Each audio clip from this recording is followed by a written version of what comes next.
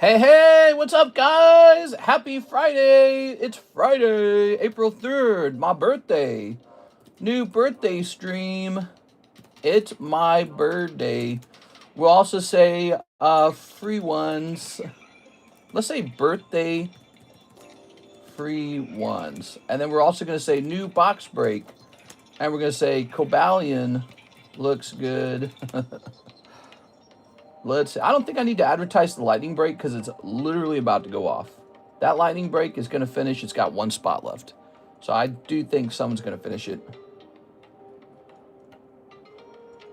Let's see. Here we are. We're going live.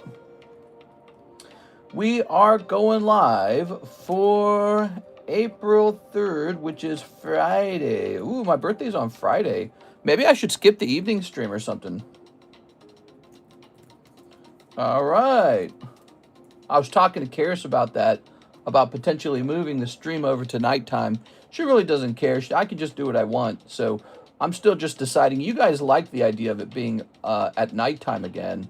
But you know, it puts a cap on when she and I can hang out. That's the problem. It means she and I can't hang out at like 11, 12, 1 a.m., which we often do.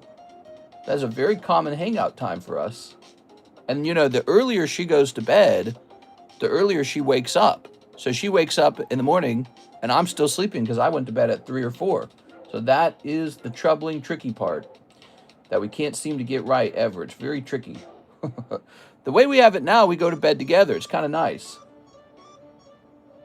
All right, so let's see. Let me close this. Let me close this. Let me open this. Hey, Mister's here. Happy birthday, Mister. Hey, Obama, get yourself a Twinkie cake. I don't know. Maybe I'll go get a Dairy Queen ice cream cake. Those are pretty cool. Actually, I've never had one of those. I was in Dairy Queen the other day, getting like an ice cream cone with Cares, and I saw that they had cakes in the freezer, and I'm like, ooh, an ice cream cake. What's that like? So maybe I'll get an ice cream cake. But I don't think I'll be eating a lot of cake because I just took my first Wegovy shot of the 0.5 milligram, which is twice the dose I was taking before. So I'm fully expecting to be nauseous or something because the previous dosage was pretty strong anyways. You really do feel it at 0.25 milligram. So now we're on 0.5 milligram. Whoa. Dude, that's crazy how that looks. Doesn't that look really crazy? Wow, that's cool. I guess I had that shipped home to me, huh? All right. Cobalion. So here is Destined Rivals booster box. This is one of the best investable boxes right now, in my opinion. Oh, look what I found. I was working last night. I was working on submissions, and I was just, you know, looking for stuff to grade. Look what I found. A bunch of Ancient Muse. How wild is that? Just out in the wild for me, huh? Let me protect these. Hold on. Okay, how about a sleeve? Well, let's get the iPad turned on so I can read your comments more easily. That will raise your smell senses up with that much dosage. Who knows? It's actually, I read the average patient who actually loses weight on Wegovy gets all the way up to 1 milligram. So I'm at half of that still. I'm at 0.5 milligram. But the way it works is you work your way up to it. You don't just start at 1 milligram. It would F you up. So it's supposed to slow down digestion. It's supposed to slow down your cravings too. I did experience a slowdown in digestion. I was like going to the bathroom at different times in the day. I was like, what the hell? And I experienced a lot of heartburn. Whole lot of heartburn. And then also those Wegovy headaches. I call them Wegovy headaches. They're like these crazy migraines, and they start in the neck. Really strange. So all those things, I'm expecting them to be much worse this week. And I don't know, I'm already kind of scared to eat much. I'm a little bit scared. Don't want to die.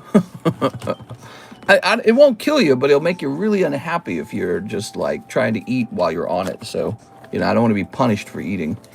So maybe not too much cake today. I don't know. I don't need to be eating cake anyways. I had enough cake for a couple of years already. Let's see, you should do a break with grading on those Muse. Nah, no, those have to be graded before they can be broken. Because if they're PSA 10s, they're shockingly expensive, right? I'm pretty sure. I think they're like a couple thousand. So the only way to break those is assuming that they're a 10, because I'm not going to miss out on the value of a 10, you know? All right, so today for my birthday, I got a birthday present for you guys. I got this box of Lost Abyss, and we're probably going to hand out 1 booster pack per order until we're sold out. It must be a minimum order of $20. Shipping does not count. We are? All right. Here it is. Ooh, lovely.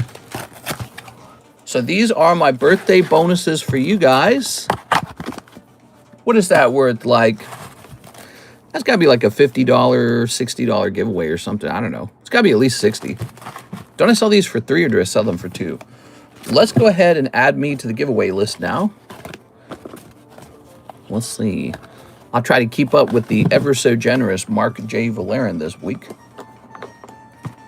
All right, let's see. Grabbing this. So this shall say number 2, TCC. So I'm going to put myself down for, well, what do I sell them for? I'm curious what I sell them for. I don't even remember. Lost Abyss, Korean. $75 for the box. So I'm going to put myself down for $75. All right, there it is. Cool, man. Okay. So 1 order, over $20, shipping doesn't count, and you get a Lost Abyss free booster pack today. Pretty fun. Just a cute little thing, really. And then let's just snip this open, and I'll open a whole box for myself for my birthday. That's dumb. This shall be the next break. We haven't done a good old box break in a while, in a minute. The only question I have is, what does the price need to be? I'm a little worried that the price is going to be unusually high. So let me make sure we really want to do this first, okay? So this shall be called Destined Rivals Booster Box. Excuse me. All right, it does look like the price is what I expected it to be. So let's jump over here real fast.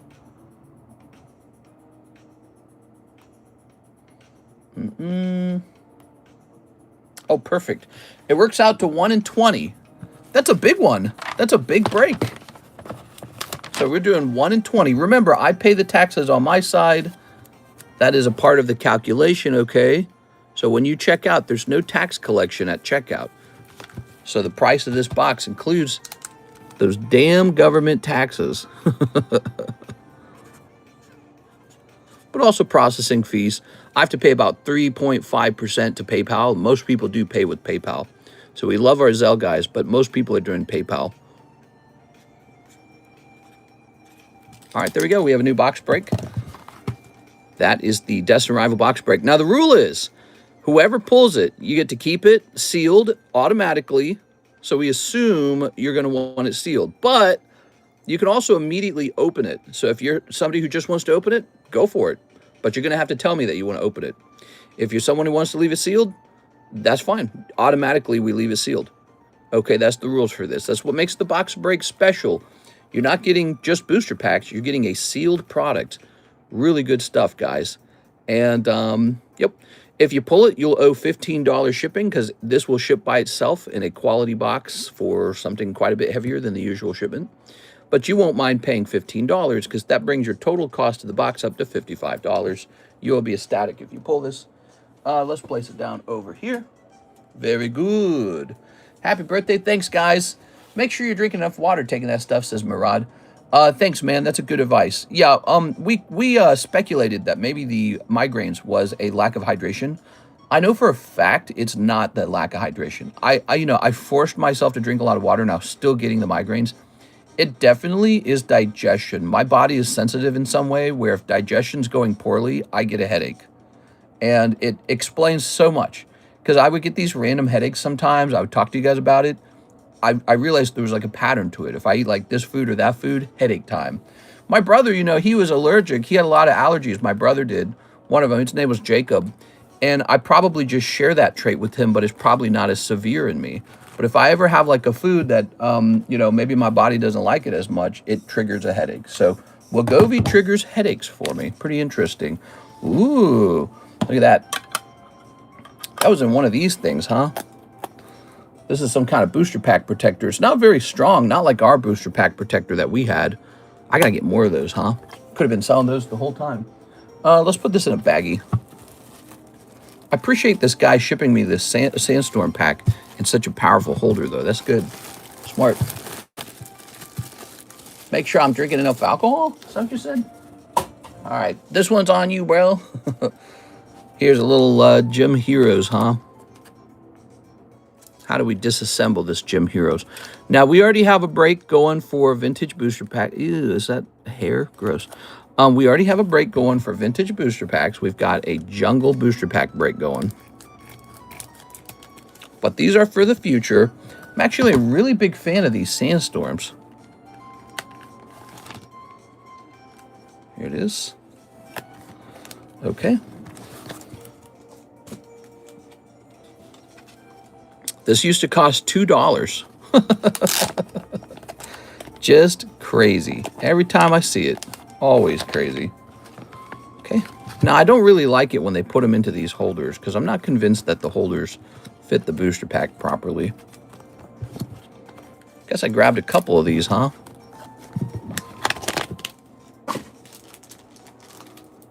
Okay. What else we got here? No drinking on Good Friday. Oh, yeah. Today's Good Friday. Boy, my family was so conservative religious. Today was such a big day. This is the death of Jesus Christ. He died for your sins. None of the... We are. Isn't he God? Can't he just like snap his fingers and fix it all? No, he has to die first. He has to die. He has to die. That's the only way. Blood sacrifice. There must be a blood sacrifice of the innocent. Then your sins can be healed. We are. He will sacrifice himself to himself because he's both the Son and the Father. We are. All right. Ooh. I probably pissed some religious people off in this stream. There's no doubt about that. I've never been nice about religion. Toss this over here. Ooh. Couple Sandstorm packs, huh? All right, good. They all look like they made it safe and sound. Now look at that. How much money is that? That's a lot. Let's say these are about 400 each. 1, 2, 3, 4, 5. So that's 5 times 400. That's 2,000. 2,400. And maybe these are 500 each. So maybe about 4,000 here. Just shy.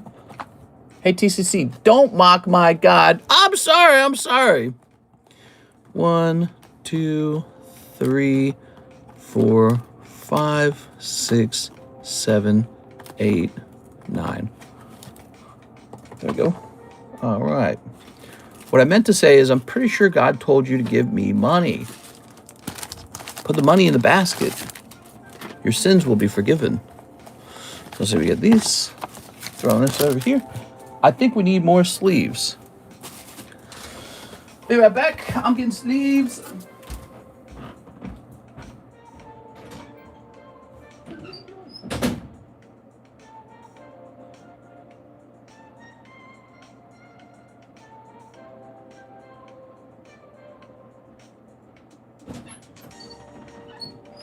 All right, here we are. Got a couple of these sleeves over here. Okay. Ooh. Who likes a sleeve or two? All right.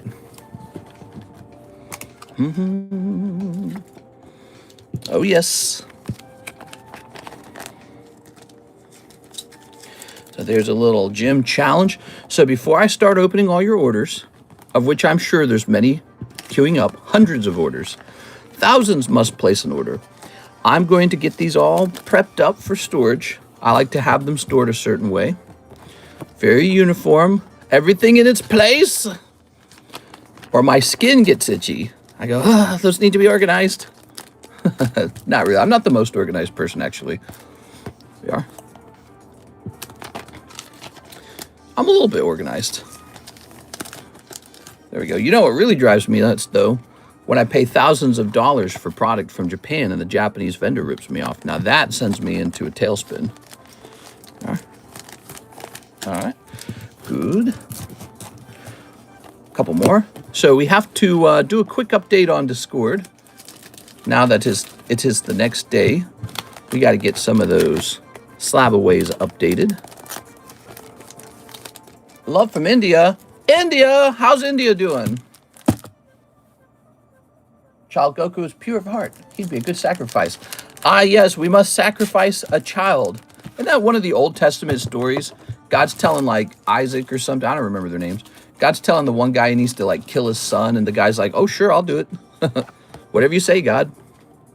That's fine with me. There it is. Like a test of faith story. And it's just sort of like, okay. That's pretty insane. He did what God said no matter what, even killing his own son.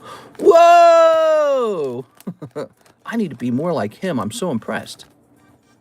So humble. We are. You must kill your own only son. Uh-huh. Let's grab this. I wonder why, in reality, the father didn't question if it was Satan, right? What if it was like Satan in disguise? I mean, why would God tell you to murder your own son? That seems pretty extreme. Like, put him on an altar and then just kill him. Okay, why? Because I said so. Oh, well, get over here, Billy Bob. We got something to do. He didn't, like, question it. Is that a sign of beautiful faith, or is it a sign of gullibleness?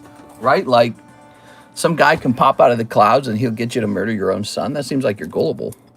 Here's Cobalion. Anyways, what am I talking about? You guys ready? Now, what do we need to do to get this all up and running? What do we need to do? We got the ping going. Good. We got Andrew A. Martin. He wants a Destin Rivals box spot. Very good, Andrew Martin. And we have some box spots over here, I suspect. Oh, the Tyranitar slot break. Happy birthday. Oh, I got some birthday wishes. It's my birthday. Happy birthday to me. We got a pack split for the Jungle Pack. We got so many good things going on right now. But this guy in particular just needs one person and it's over. Gleephion, okay? Now, before we begin, let me apply these real fast. Dennis needed 10 removed. All right, we're heading over to Dennis the Menace. Oops. Slab away. Here it is. Dennis goes down to 190. What the hell? Numlock must be on. Get back in there. 190. Boom. And NHCC goes down by 30. Yes. This goes down to 1100. Boom. All right. Those are updated. Perfect. Cool.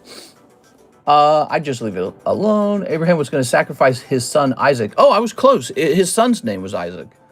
Abraham was going to sacrifice Isaac, and he listened to God, stopped him at the last moment. He saw he can be trusted, and God gave his own son for our sins. That's the story. So God told Abraham to kill his own son, and Abraham was just like, you got it, fam. That's hardcore, man. I don't know. If a guy in a cloud who I couldn't, like, touch, see, or I guess, could he see him? I guess he could see him. I guess if a guy in a cloud told me I had to kill my own son, I'd be like, this is a trick? That'd be my instant instinct would be to assume that I'm being fooled. I would assume that I am, in fact, being fooled. I'd be like, prove you're God. Here's 41 and 20.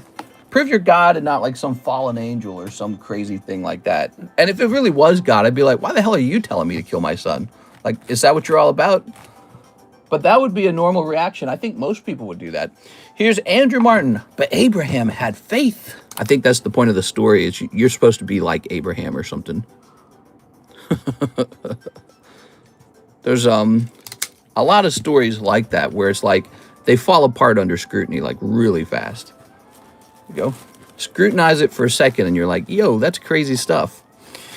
It is Andrew Martin. Ooh. Some really egregious stories, in fact, like the one where the two daughters get pregnant with their dad in a cave.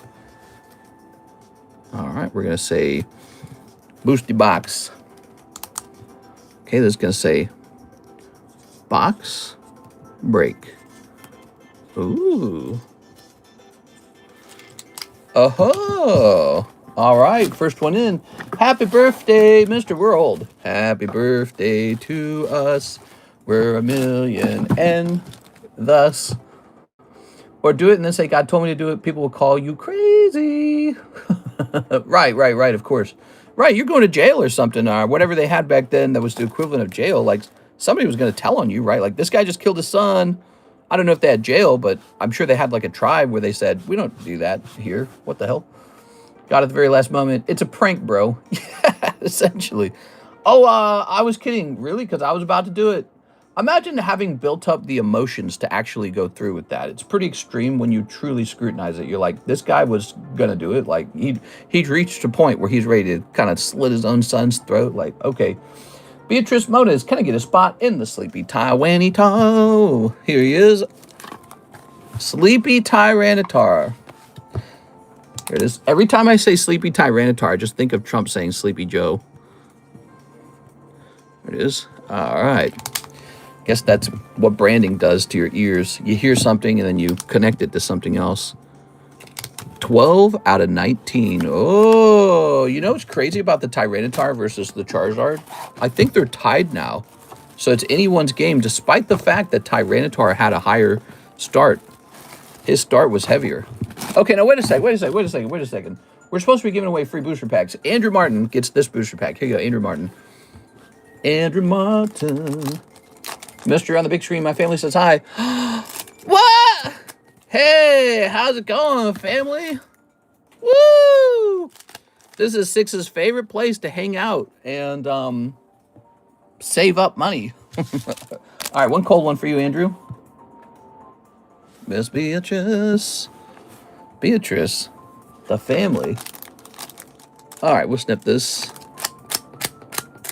All right. Ooh. What do we have for Miss Beatrice? Could be, by the way, it could be Altart Giratina comes out of here. You guys realize that's possible. It's not likely, but this is a whole box of Lost Abyss, so it is possible. But we're going to pick up Aerodactyl. Very nice. Oops. Okay. Wait. There it goes. All right, Miss Beat. Oh, I've still got these Pokebros over here. Where do I put these? I'll put these back over here. Now let's go looking for Miss Beatrice. Once upon a time, I know you. Blah, blah, blah, blah. Resealed AF, probably, says Ben Sam Kavitz. Oh, yes. We resealed it, but we put hits into the packs. All right, so there's Pterodactyl Rare. It's got little wings. What do you guys think of this Cobalion that I pulled off the internet?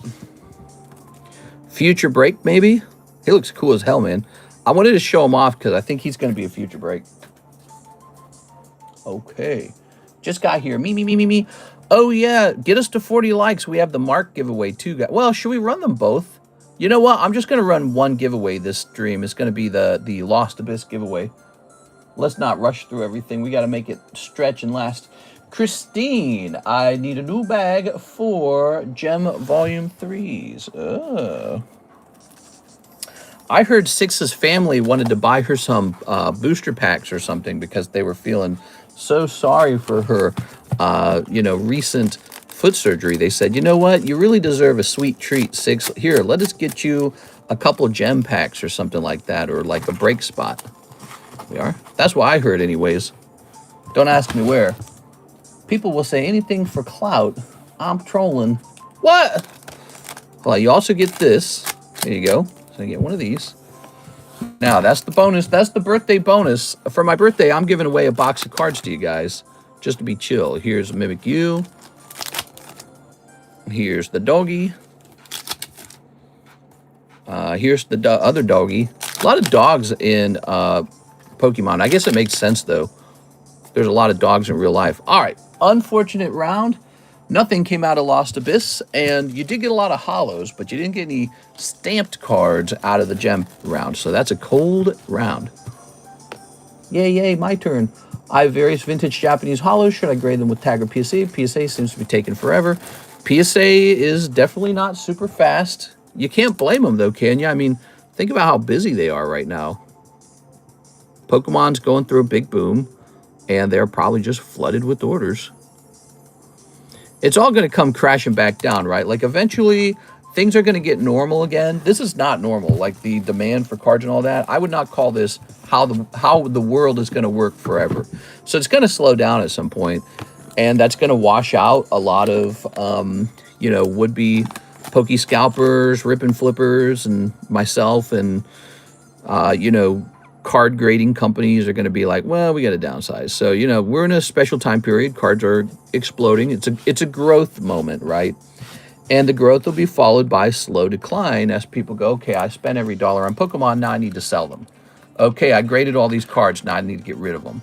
Okay, I don't have any more cards to grade. I already bought as much as I could, and now I've got nothing left. So, you know, it'll slow down. Summertime, it'll go down. Yeah, I think so. I think so. Of course, it is the 30th anniversary for Pokemon, so it's just going to be a very strong year all around. But what about next year? You know, all that's over next year. So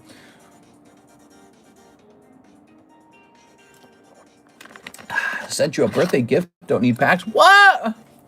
Happy birthday to me. Ivan Rodriguez says, last spot. Happy birthday. Ooh, Mr. Ivan. All right, Ivan. Happy birthday to me.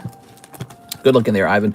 I know you haven't had the best luck on breaks, and even in this break, you might miss because your odds are still only 2 out of 3. Now, Ivan, you get one of these. Let's see what happens with it.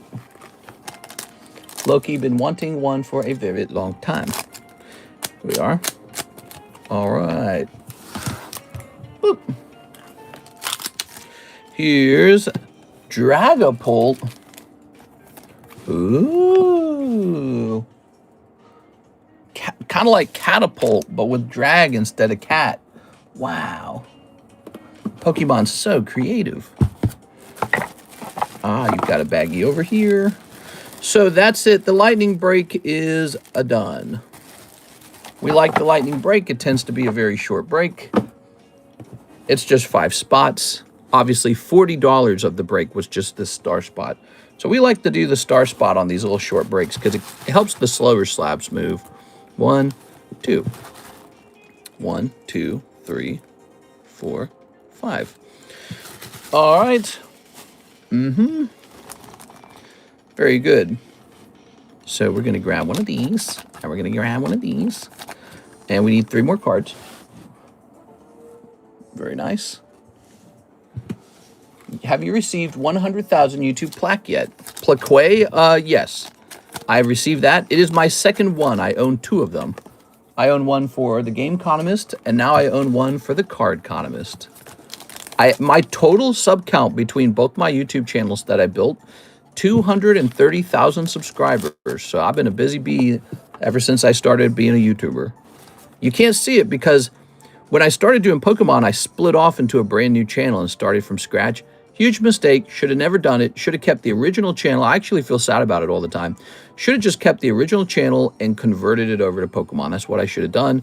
We'd probably be at like 200,000 subs right now on that channel if I'd done it that way. But unfortunately, I started a brand new channel. How dumb am I? All right. So now we go through with the shuffle. Here goes. Happy birthday. Happy. What's the new star since Lego Pikachu went off? Oh, we like to move whatever is most stuck. So I wouldn't say Charizard or Tyranitar are stuck, right? It's definitely going to be the Waifu Shuffle or the Nami break. Or the no. I meant to say the Waifu break or the Nami break. I'll let you choose. Whoever pulls the star card, if you're watching. If you're not watching, I'm going to choose for you. But if you're watching, I'll let you choose. Nami or Waifu Shuffle, whichever you prefer. All right, give me a number. What about the 100K check mark? Yeah, weird. Do I not have it? I don't know how it works these days. Test. I don't see it. Weird. I don't know how it works. Okay, so Nicholas says 3, 1, 2, 3. Very good. Now, here are the names. I'll take it behind the camera and split it. All right, so because we don't want you to remember where the names were and be able to call out where the names are. There's only 5 cards, so in theory, it's possible you remember where they are. And literally you're able to put out a number that puts someone's name in a specific spot. I'm paranoid, you know, I'm paranoid about that kind of stuff, and I want to be like fully legit on the RNG. All right, give me a number. When it's a big pile, I don't care because I don't think you have the ability to track it. It's too difficult. 5, 1, 2, 3, 4, 5. All right, so 5 is 0. Ready? Here's Mr. Miguel. Ah, poor guy. Miguel's a new guy, and I was hoping he might pull it because that would be really cool for a new guy. But sorry, Miguel, it's going to be a miss. Here's Morgan John. Mr. Morgan John. No luck, Morgan John. All right. Here's Javier Royal. Mr. Javier. Oh, he's going to pick up the star card. Javier Arroyo, star card. All right, it's down to 2 people. Ready? Gavin Stewart. Oh, yeah, Gavin was asking about being a moderator. Oh, really? Is it going to be Ivan? Look at that. Ta-da! All right. Ivan having a little bit of luck today. You know, he says he has some pretty rough luck on the breaks. And when you have rough luck, it's not like there's some internal software counter that keeps track of how unlucky you've been and then slowly improves your odds or something like that. See, they do that when it comes to like slot machines or video games. If the game can detect you've been getting unlucky for a long time, it kind of ups your odds. This is to make sure that you never experience too harsh of RNG. We don't have that. It doesn't exist with us. It's pure RNG. So Ivan, you just got lucky today. 1 in 5. How cool is that? Well, I did it. 2 in 20. Ugh. Now, I assume you want to trade in the Psyduck. I know I would. Especially if you need to make up for some previous misses. Oops. That mark kind of went too far, didn't it? This is how many breaks this Psyduck has been involved in. That's pretty extreme. All right. Ivan Rodriguez, this Leafeon is yours for $40. Not bad. So that makes up for a couple previous breaks. Not all of them, but a couple. It's a good start. If only you could get that to happen every time, right, Ivan? But it's pure RNG, so you just got to get lucky each time. Javier, is he here? Did he want to go into particular... let's see, was he here? I didn't see him, did I? I don't think he's here. So I would just pick which one he goes into. Let's see. Does Javier open One Piece? I don't think he does. I'm trying to remember, does he? And then here's the waifu break. Now, the nice thing, which one has less? Oh, there you go. Okay, Javier is here.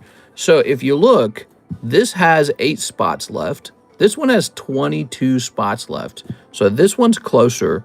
And whichever one you pull, you could just probably sell on eBay, or you can even ask me to consign it if you wish. But whichever one you pull, even if you don't collect that particular brand, you can just resell it. So I'm thinking this one, if you would like. This. Are we just putting the cards in the back? Thanks, guys. I'm super excited. What do you think? Let me know if you change your mind on that.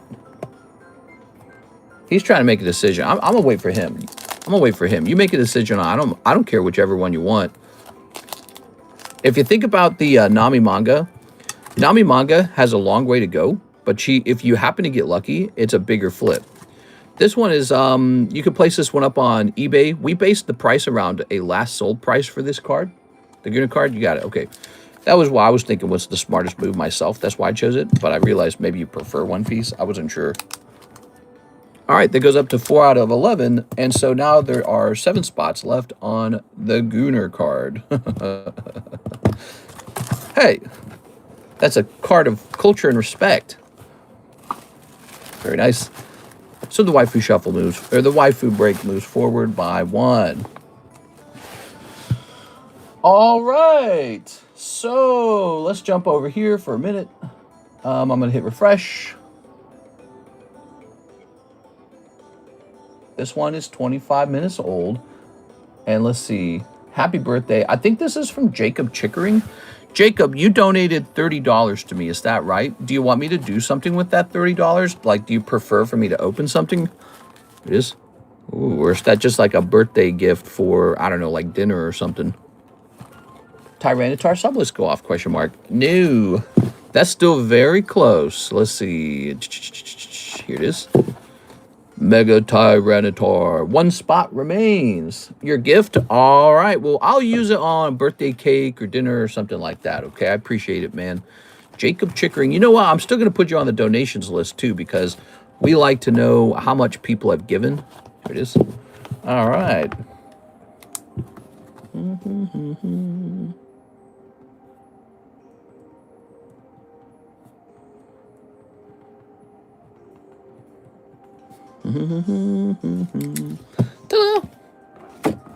All right. What's good, bro? I'm back in the cut. What? You're back in the cut? What's this cool guy language? You know I just collect Pokemon cards, right? Let's see. Ivan Chiquilo is next. He wants 8 Ninja Spinners. Yes, the new set. No one's pulled the Mega Gray Ninja. I'd love to see it. Here's 4. Here's 3. And here's 4. So now we have a total of 8. This is for Ivan Chiquila. I need a new bag. 1, 2, 3, 4, 5, 6, 7, 8. Here's your free birthday booster. So I've donated a booster box of cards for my birthday to you guys. Here it is. All right. Mr. Whatever happened to the woodpecker? He's still around. Sometimes he pecks on the side of the house and I have to like slam the walls to scare him off. Here we are. But I mute the camera when I do it so you don't hear me. There we go. All right. Zoop. Let's see what we got. Ready? This guy's always asking about my woodpecker. Let's see. Oh, Minchino.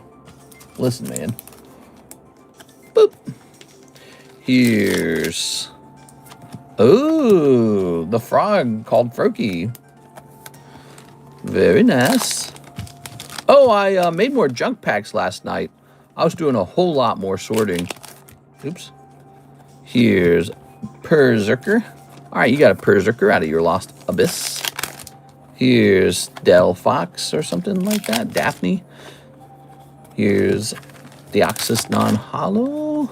A code one. And Quobat. Woodpecker equals birthday dinner. Something like that, huh? All right, there we go. You got any singles or slabs? We don't sell singles, but we have this really bizarre product called the binder break. Let me show the binder break off. Here it is. The binder break is a whole bunch of singles, and you have a $40 shot to take all of them. Your odds are 1 in 4. So this is a whole bag of singles. That's what it really is. We priced a couple of them up just to see how much value we were placing in here. And yeah, look at this bag, dude.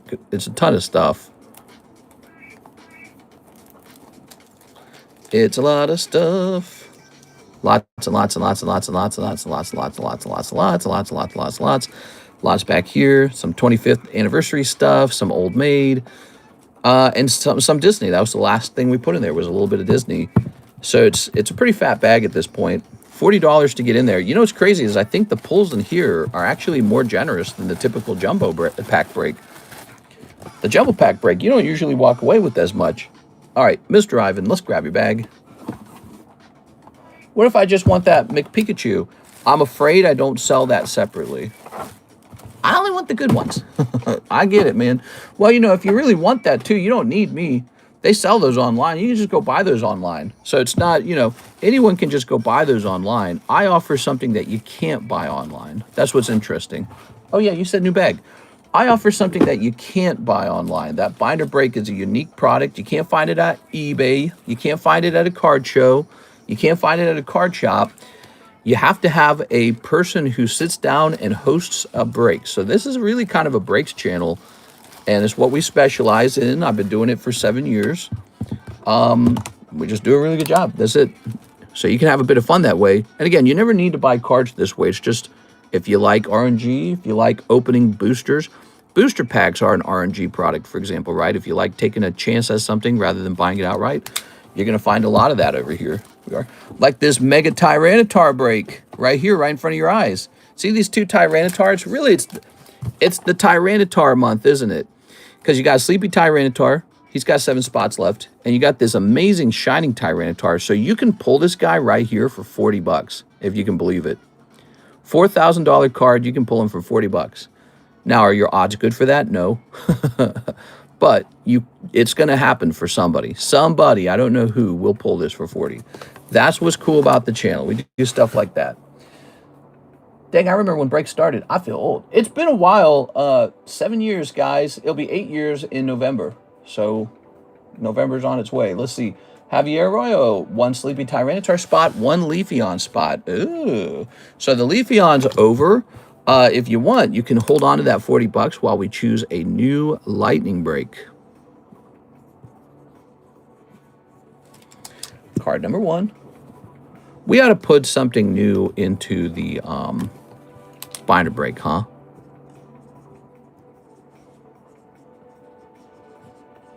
All right. Oh, wait. Let me write down 40 on this so I know it's worth 40. I'll send 10 to get hollow shuffles. Okay, I'll just set that there. Now, the guy over here goes in here. So Tyranitar is now in the lead. He beats the Charizard. He's actually closer to ending than Charizard is. There it is, 13. 13 out of 19, 6 spots left. You're sending $10 over. Let me get you this booster pack. Do do do do do do do do do do do do do. Man, I was up late working last night, man. All right. Oh, 1 cold one, please. So that was your Lost Abyss, Lost Abussy. Bussy. Let me hit refresh. First time placing an order on the website, mister.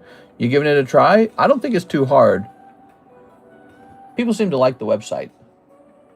Of course, if you want to know the very best way to order with us, it's through going to the description of the live stream and ordering on ZELLE. You know why? Because we have this little thing called a ZELLE giveaway. It's like a secondary giveaway. And people who are using ZELLE are going to have a chance to get on the ZELLE giveaway and pick up just a bonus slab here and there. Like this guy's probably, what, like 40 bucks at least. So ZELLE saves us just a little bit of money. It saves us 3.5%, which is, to put that into perspective, every dollar is like 3 pennies. So it saves us 3 pennies per dollar. And we can use that money to host a couple giveaways for ZELLE. So ZELLE allows me to be more generous with you guys, ultimately, is what it allows. Here's the Joker. Here's Noivern. Ooh. And here's Pidgey. Yeah, we're still rotating those 9s. All right, so we're jumping over here to Mr. Javier. My God, why does it always force me to hit this refresh button? Can you use ZELLE with the credit card? I'm not exactly sure, but ZELLE is a piece of software that works between the major banks. So if you have a major bank, just go check and see if they use ZELLE, and you should be able to set up ZELLE to do transactions with me. And what it truly is a bank-to-bank transfer, and the banks prefer it because when you use PayPal with the bank, did you know, PayPal actually charges the bank a fee for that. So banks don't like PayPal. I don't like PayPal. Javier, 1 Life Custom, and the rest for hollow shuffles. You got it. Here it is. So Javier, 1 Life Custom, 1 Life Custy. Ready? All right.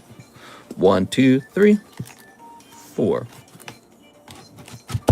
What do we got? Nidoran. Oh, man. All right, 1 cold one. How about these pokey shuffles, though? Throw this away now. Good luck in there. Okay. 1, 2, 3. 1, 2, 3, 4, 5, 6, 7, 8, 9, 10, 11. All right. I like to put the last card in the back because I want to see what you actually got with it. 1, 2, 3, 4, 5, 6, 7, 8, 9, 10, 11. Not bad, not bad. You're pulling 2 cards out of the Pokey Shuffle. Okay, fix that. Pokey Shuffle time, guys. Darkrai T9, and Heracross T10. Now I know what the Heracross is. He's a decent little AR or whatever they're called, but I don't remember the Darkrai. Let's try to find this.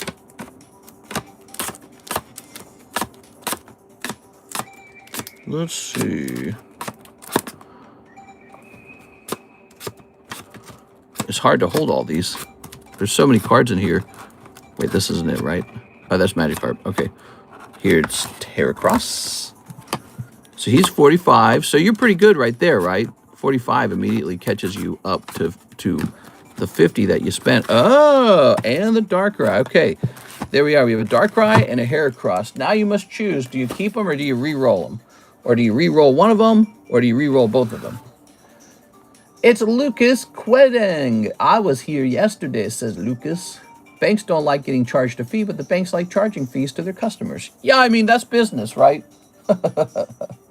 Everybody's trying to make a little bit of money while they do something for you. That's basically it, right? Like the banks do a service and they try to make money. And then PayPal does a service and they're like, hey, banks, you're going to have to give us money because we did a service. So the banks are like, wait, we can do this in-house. We can do it vertically. So that's what's going on, you know? Reroll on both. Bofa. You got it. All right. Bofa reroll. Hold on to the pants, the seat of your pants, guys. Hold on to your pants. Okay. 1, 2, 3, 4, 5, 6, 7, 8, 9. And 1, 2, 3, 4, 5. So there we go. We got enough for both. Bofa. And now these tick down. The next time they get pulled, they'll be cheaper. We do that so that a card doesn't stay stuck in the box indefinitely. Like right now, I think we have a Magikarp in the box, and he's been re-rolled each time. He's worth $10 now. All right, you ready? It's kind of fun because it's also like a voting system. It tells me what people really like. People like Pokemon cards that they think are going to go up in price. It's really obvious. Now, you are getting, I'm sorry, I didn't do the math, but you are getting 12, I believe. 40 plus 20 is $60. That's 12. So you're getting 12. 1, 2, 3, 4, 5, 6, 7, 8, 9, 10, 11, 12. All right, here goes. Flaffy, Heatran, Porygon, Crocodile, Mamoswine, Pillowswine. I think he's Pillowswine. I don't remember this guy's name. It's like Cricket Jim or something. Togedemaru, he's easy. Nosepass. Golbat, come on. Come on. That's like Buddy Poffin. Oh, Pidgeot comes out. That's right, his name's Pidgeot. PayPal going out of business. I don't know if I would say that, but they definitely have a lot of competition. It's not the same as it used to be. They got a lot of competition. And, you know, there's a lot of, their brand has a lot of recognizability. So I do believe this reroll is a harsh downward reroll, but it's not the same as going negative because this guy's going to be worth 35. So you could reroll for 6 spots or you could keep the English Pidgeot. It is. Ooh, he's a cute little card and he's definitely vintage. There's no doubt about that. Not looking good. Yeah. Sometimes re-rolls go really, really good. Sometimes you re-roll and you pull like 2 major hits at the same time. So I've seen it both ways. I've seen it where you got like Team Rocket Grunt and every single time he re-rolls, the value doubles. And I've seen re-rolls where the value disappears. And I think that that's a really amazing system. And then I don't really think about it. I just do whatever you tell me. Re-roll that. Keep. I actually need him to complete the set. Okay. All right. Lock it in. Mr. Javier. He's a cute little burb. What was your first card? Well, when I got back into Pokemon or a long time ago when I was a kid. I actually don't think I could remember it for when I was a kid. There's Squirtle, there's Meowth, there's Dratini. Ooh. Dratini.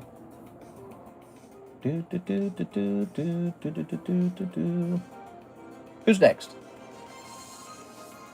Can you show what's the chase in the live customs and Poke Shuffle? I've done that a lot. The chase in the live customs, let's go out over those for a moment here. The live customs have a lot of good cards in them. There's a lot more room for expensive cards in here. Like In the Poke Shuffles, there's a couple cards that get close to $100. Almost every card in here is $100. Like, look at that, 100, 100, 95, 150, 125, 125, 150. So a lot of big cards here. But if you want just the chase card, this is the biggest card in the live customs. XY Rayquaza from 2017. It's 9 years old. Pristine 10. Beautiful pull. Somebody will grab that and they'll just jump from like 25 bucks to 400 bucks. It'll be nuts. So far, he has evaded being grabbed for a little while. He'll be grabbed eventually, and then I'll have to pick another one. Now, over here, if you want to talk about the Poke Shuffles is absolutely stuffed with interesting pulls. But here's a couple of the bigger hits, like Abra, Illustrator Pikachu, Gyarados. Now, these are only $5 per spot, so the cards that you can pull out of here are, of course, much smaller. Here's a little pricey McDonald's Pikachu, and there you have it. So these are going to be the main pulls. But I think these two cards right here are pretty interesting. Illustrator Pikachu and McDonald's Pikachu. There you go. You know, big hits come and go. We had a small tag return recently, and I probably only had like 50 of my own cards in it. So we're waiting on any other big return to come back. And you know, every time a big return comes back, we got another chance to stuff up those Poke Shuffles and live customs with additional hits. But honestly, I think the cards already in there are pretty decent, so it's not a big deal either way. We have Mr. Bryce. Bryce, he's got, happy birthday to you. Thanks, man. He's got a whole box of 151 surprise, a $10 birthday gift. Why, thank you for that. Here, let me write you down on this list again. Happy birthday to me. I'm 103. Here you go, Mr. Bryce. I got one of those. Sadly, I can barely get any real Pokemon cards because they cost around 500 to 1,000. Oh, yeah? 500 to 1,000 what? Rupees? All right, so this shall say Bryce Carter, 10. There we go. Now, the Destined Rivals. So he wants 2 spots in the new Destined Rivals break. That's this. We have this pretty interesting Destined Rivals booster box break. What do you guys think of that, huh? You know, I probably bought this box for about 2.5. Now he's being liquidated at 800. That's a pretty good flip. But it's because Destined Rivals went up in price. What a surprise. And there's no doubt this is going to 1,000, right? Like, does anyone question if this is going to 1,000? It is a Team Rocket box. The only Team Rocket set we've had since Team Rocket returns in like 2004. So yeah, this is going to the moon. There's no way it doesn't go to the moon. I mean, other sets might also go to the moon, but that one's definitely going, right?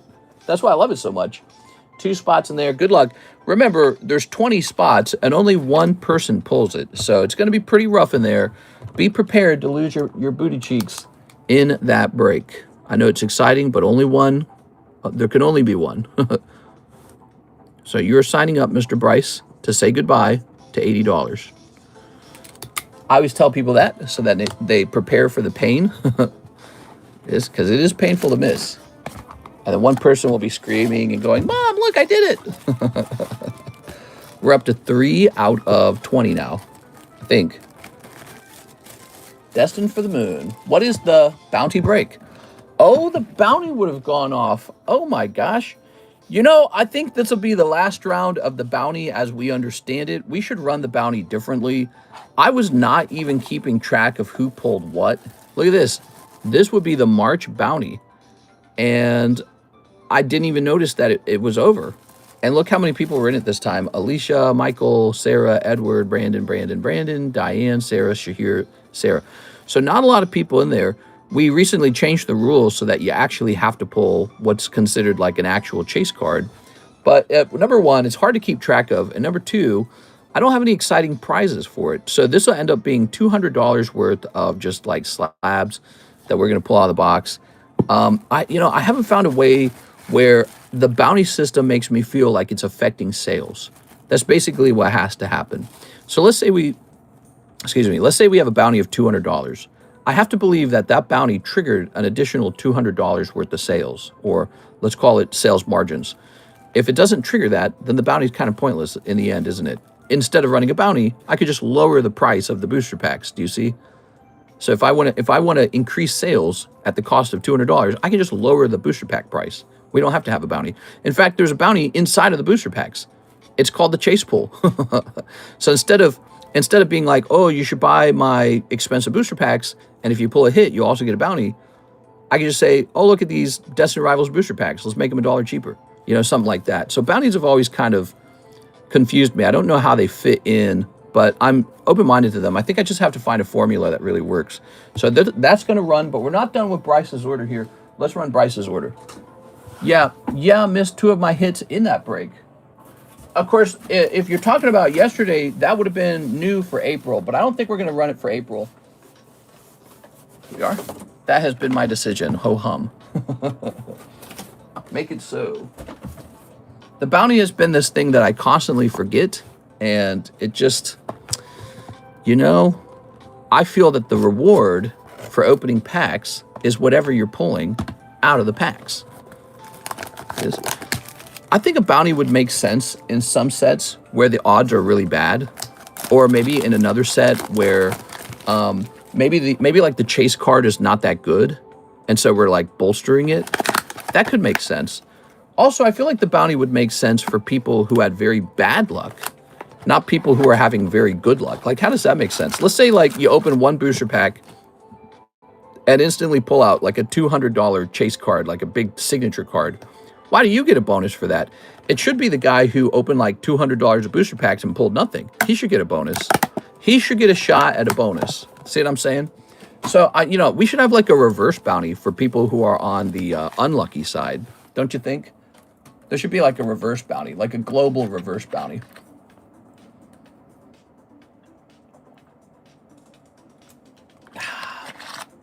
People want to see what they can win. You need to choose the bounty card in advance, show it off through the month to entice people. Yeah, I agree. And a lot of that is a lot of work that I don't know if I truly want to work on. Like, for example, here is 151, surprise. And today, Mr. Bryce is opening a whole box of it. I don't have to show him like, hey, look, I've got Squirtle Poker 10 if you open these 151 surprises.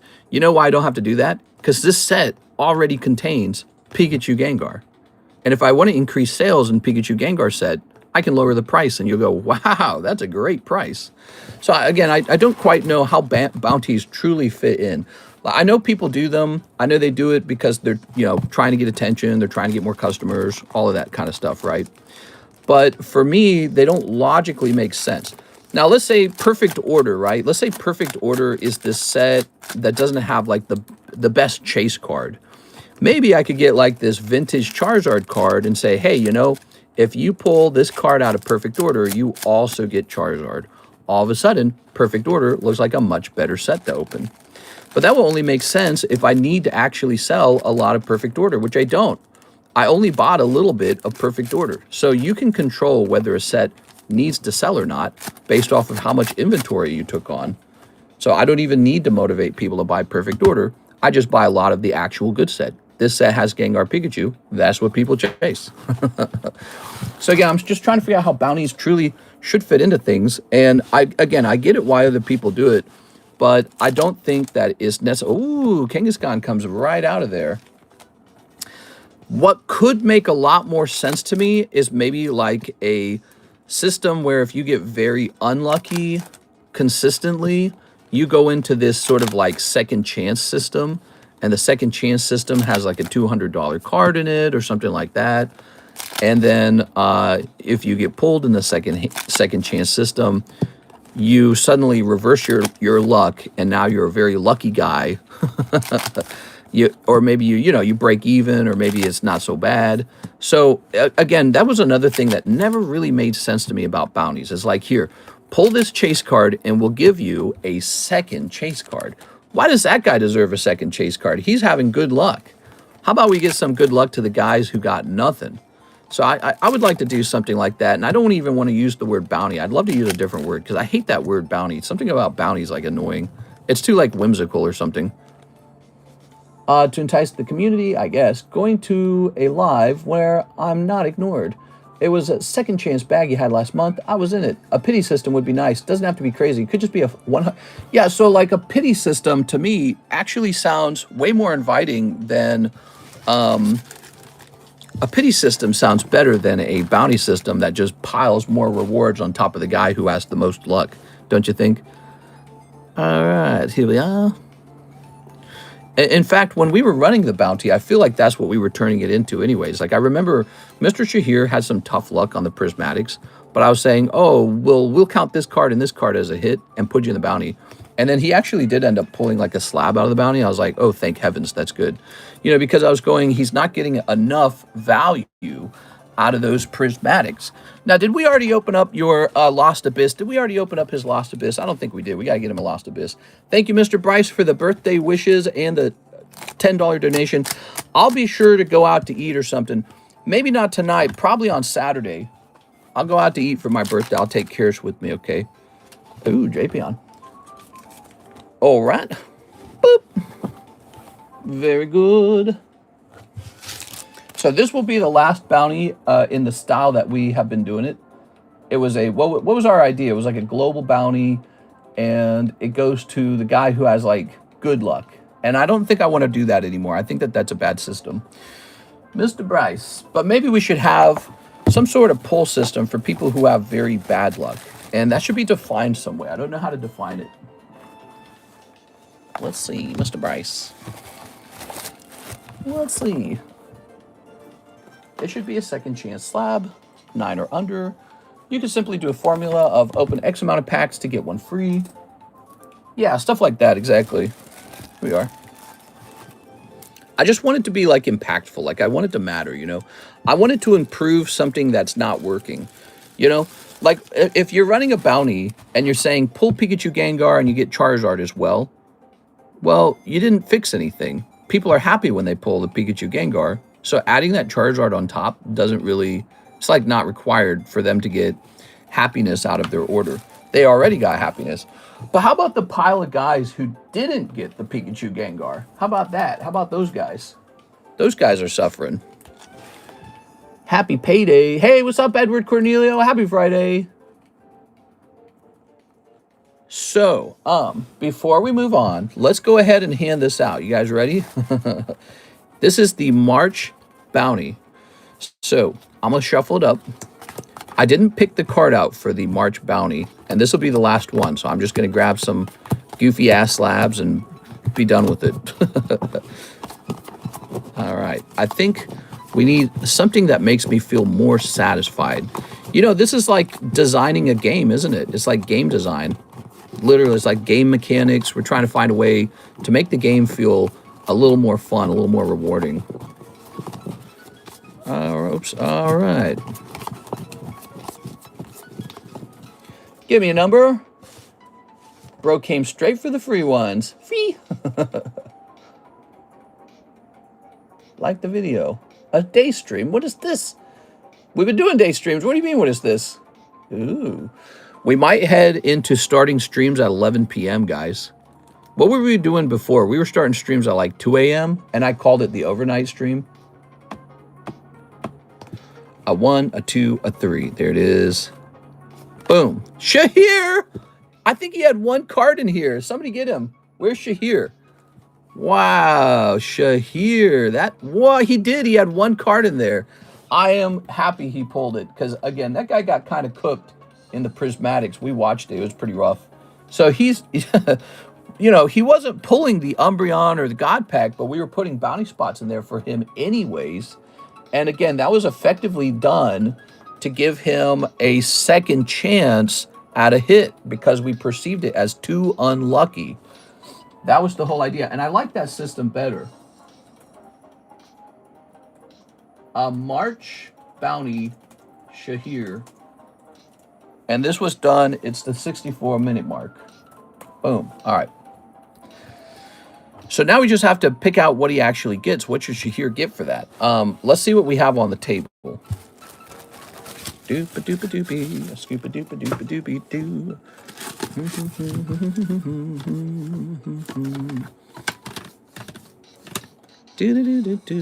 He's going to get no rarity Ponyta. No rarity Ponyta. How about no rarity Ponyta? Maybe the Squirtle.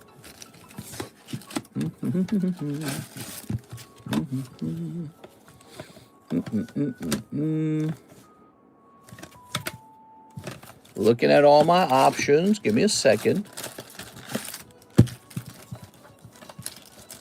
So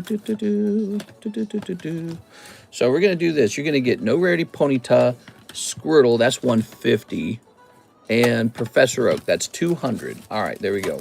So he gets these 3 slabs, adding up in a value of $200 for free. There are. I guess we could do one large $200 card or several cheaper ones, but there you go. He got those completely for free. Mr. Shahir, getting lucky. Now, if we create a second chance system, how should that work?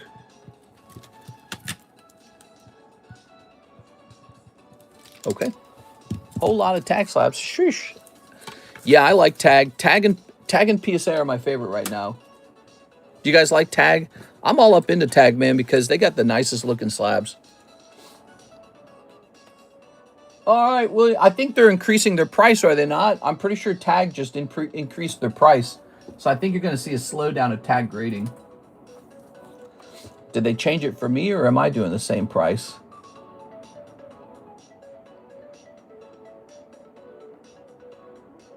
Oh yeah, they definitely increased it. So if you guys didn't catch that, tag just increased their price by like $4, I think, per card. Their price is now much closer to PSA's price. Now let's see if that affects our price, because it might not.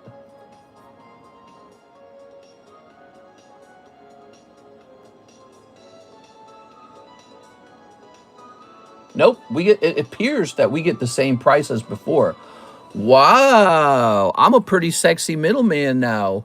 So it looks like tag just increased their price for everyone by $4, but since I'm a middleman grader, my price appears to be the same. They have not changed it for me. So if you're wanting to do tag middleman grading, you're now paying kind of close to what you would have paid anyways. No, I don't want to be a gay American. Too late, Mr. G.Y. Leaf. Where are all the TCCG slabs? We've got some of those. Actually, I think I'm giving a couple away. The problem is I've sold a lot of the older ones. I thought I was giving some of those away. Where'd they go? I'm sure we got some somewhere. You might be able to find some on eBay too.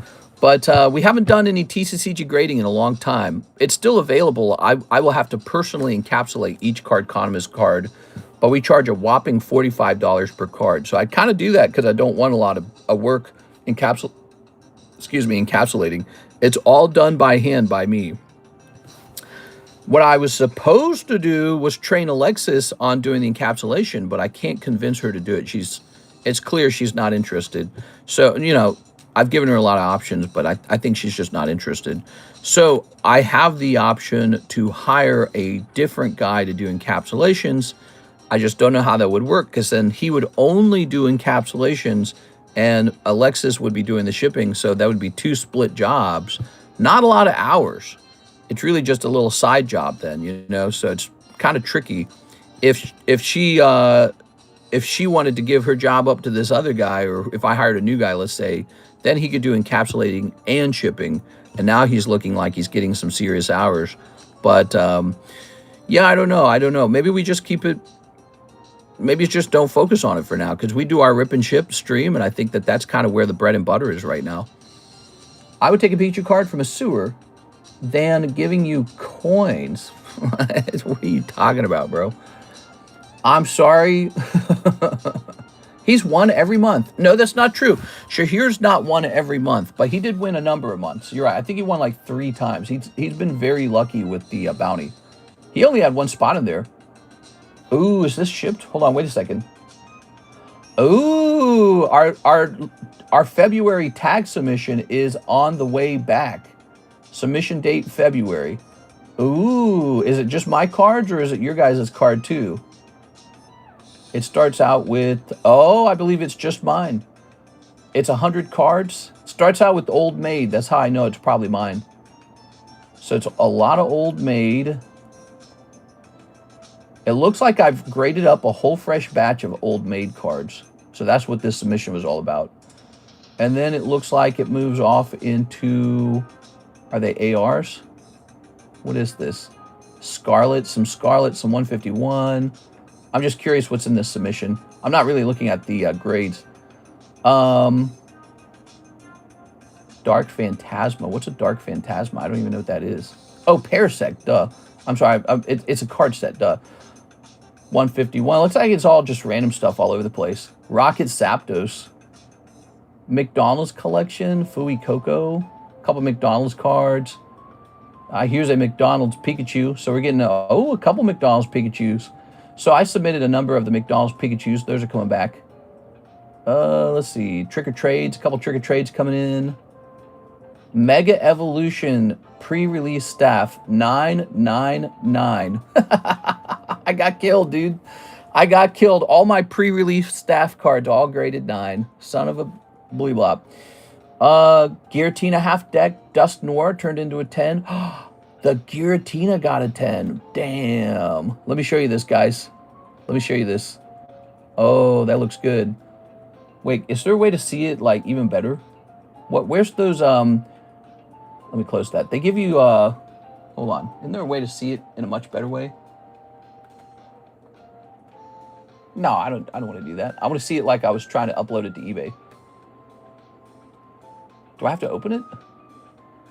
Jesus, dude. They make you like download it and open it.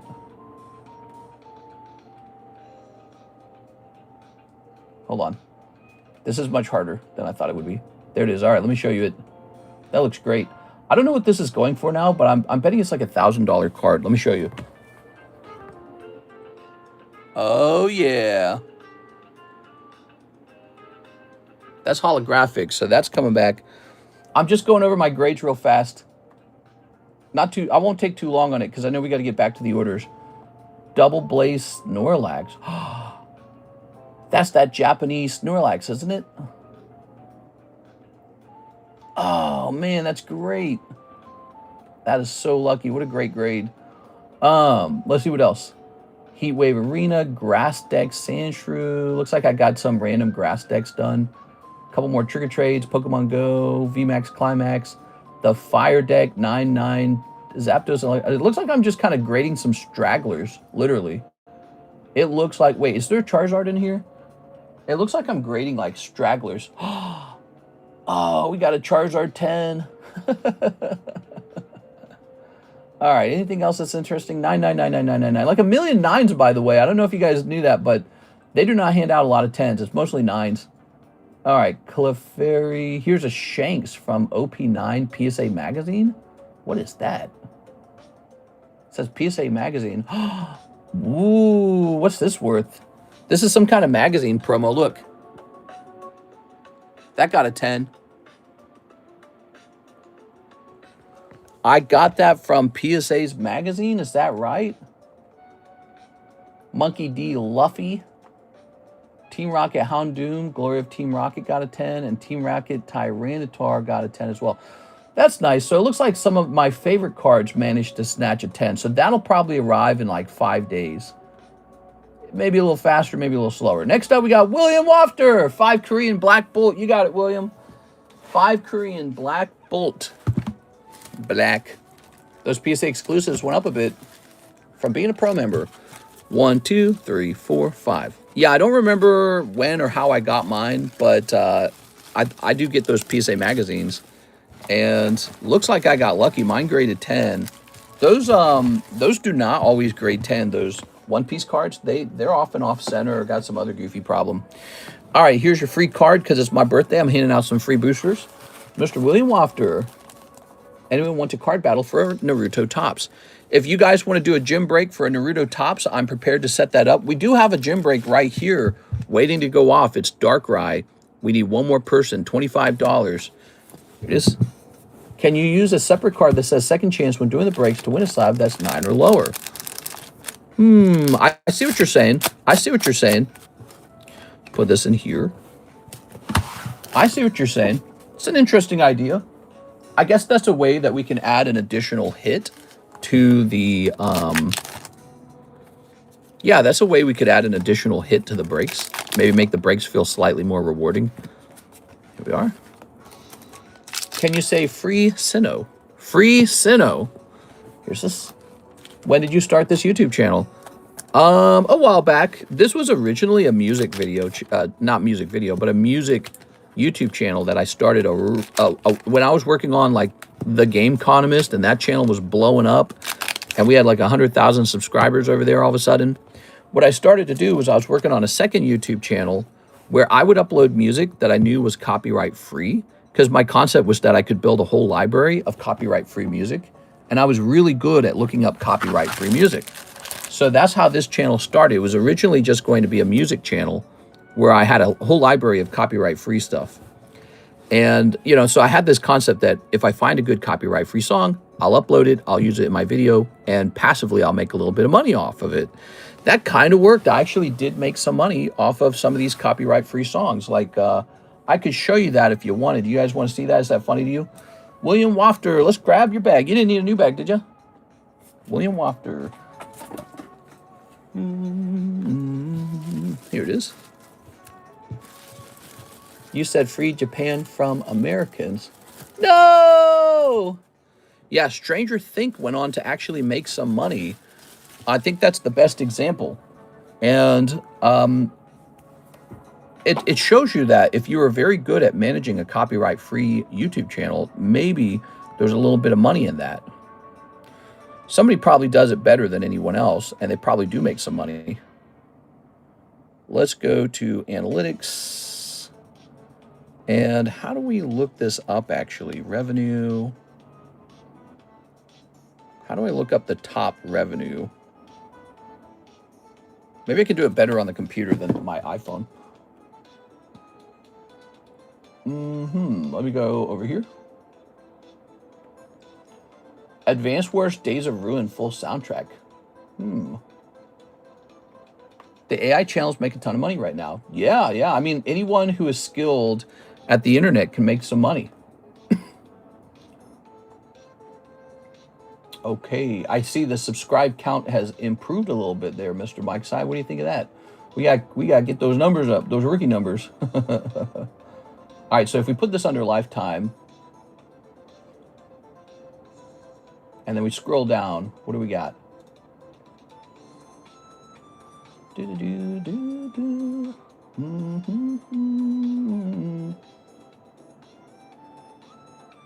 Oh man, this is slow. There used to be an easy way to find this. I don't remember how we found this in the past. But Mike Side knows what I'm talking about because he's probably seen it. Yeah, I don't see. I'm just going to close this and get back to the orders. All right, back to the orders, everybody. So we have an order from Stephen Chang. Happy birthday. Been watching you for like 6 years. I'm going to send some money for you to open a pack for yourself. Interesting. A pack for myself. All right, guys. He sent 10 bucks. What booster pack should I open? You guys tell me what pack to open. Sort by popular is the second most viewed. Really? You're saying that song is the second most... Oh, probably second most viewed video. Video, isn't it? Okay, hold on. Wait a second. View all. Sort by most viewed. Oh, yes. Here we are. Okay. So when you look at this, look at our videos. Look at these old videos when I used to do a different logo. So up here is that great Mike Side video he made, first edition fossil opening. See, we got to get that all day long, Mr. Mike Side. And then over here is Stranger Think, which I uploaded 8 years ago. It got 82,000 views. And it was just a copyright-free song. And if I click on it, you're going to find this very fascinating. So I didn't create that song, and all I did was re-upload it. Let's go to estimated revenue. Let's go for lifetime. So over the course of its entire lifetime, that song earned me just one song, one video that I didn't even, again, I didn't make the song. I just re-uploaded it. $68 from that. Pretty interesting. So if I had been doing that for years, I might have had a lot of songs working that way. Pretty interesting. Makes you think about those music channels out there. They must make a little bit of money. The good ones, the successful ones. Probably a lot of work, though. Also, you probably, if you do that really, really successful, you might be at risk for lawsuit, perhaps.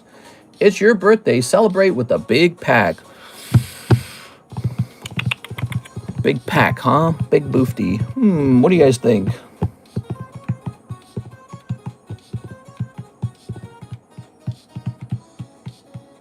Read AOG's message. Wait, can we all send money for you to open a pricey pack? So I've always had a concept that maybe there could be a donation button that forces me to open expensive product. Yeah, let's open up a Topps card. I'm going to open these anyways. And so let's open one live. Feels like I'm almost out of them. Crazy. All right, so thank you so much, Stefan. Together, we're going to open up this vintage Pokemon Topps pack. Yeah, so one idea, I've always had this idea, maybe you could tip like $10 or $20, and as a result, I go open like a vintage rocket pack or something like that for myself. Ready? All right. So I'm a big Topps fan, if you guys didn't know that. Always trying to pull Rainbow Charizard for myself. I don't own one. Ooh, it might have just pulled Venusaur. I can't remember if it's the last card or the front card. Oh, we did just pull Rainbow Venusaur. All right, he's not sticking, is he? Oh my God, it feels like he's sticking. This particular box of Topps cards doesn't feel like it sticks. All right, here we go.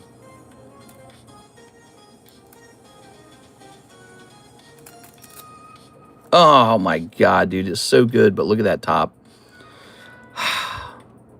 I'm telling you, the rainbow cards are near impossible, everybody.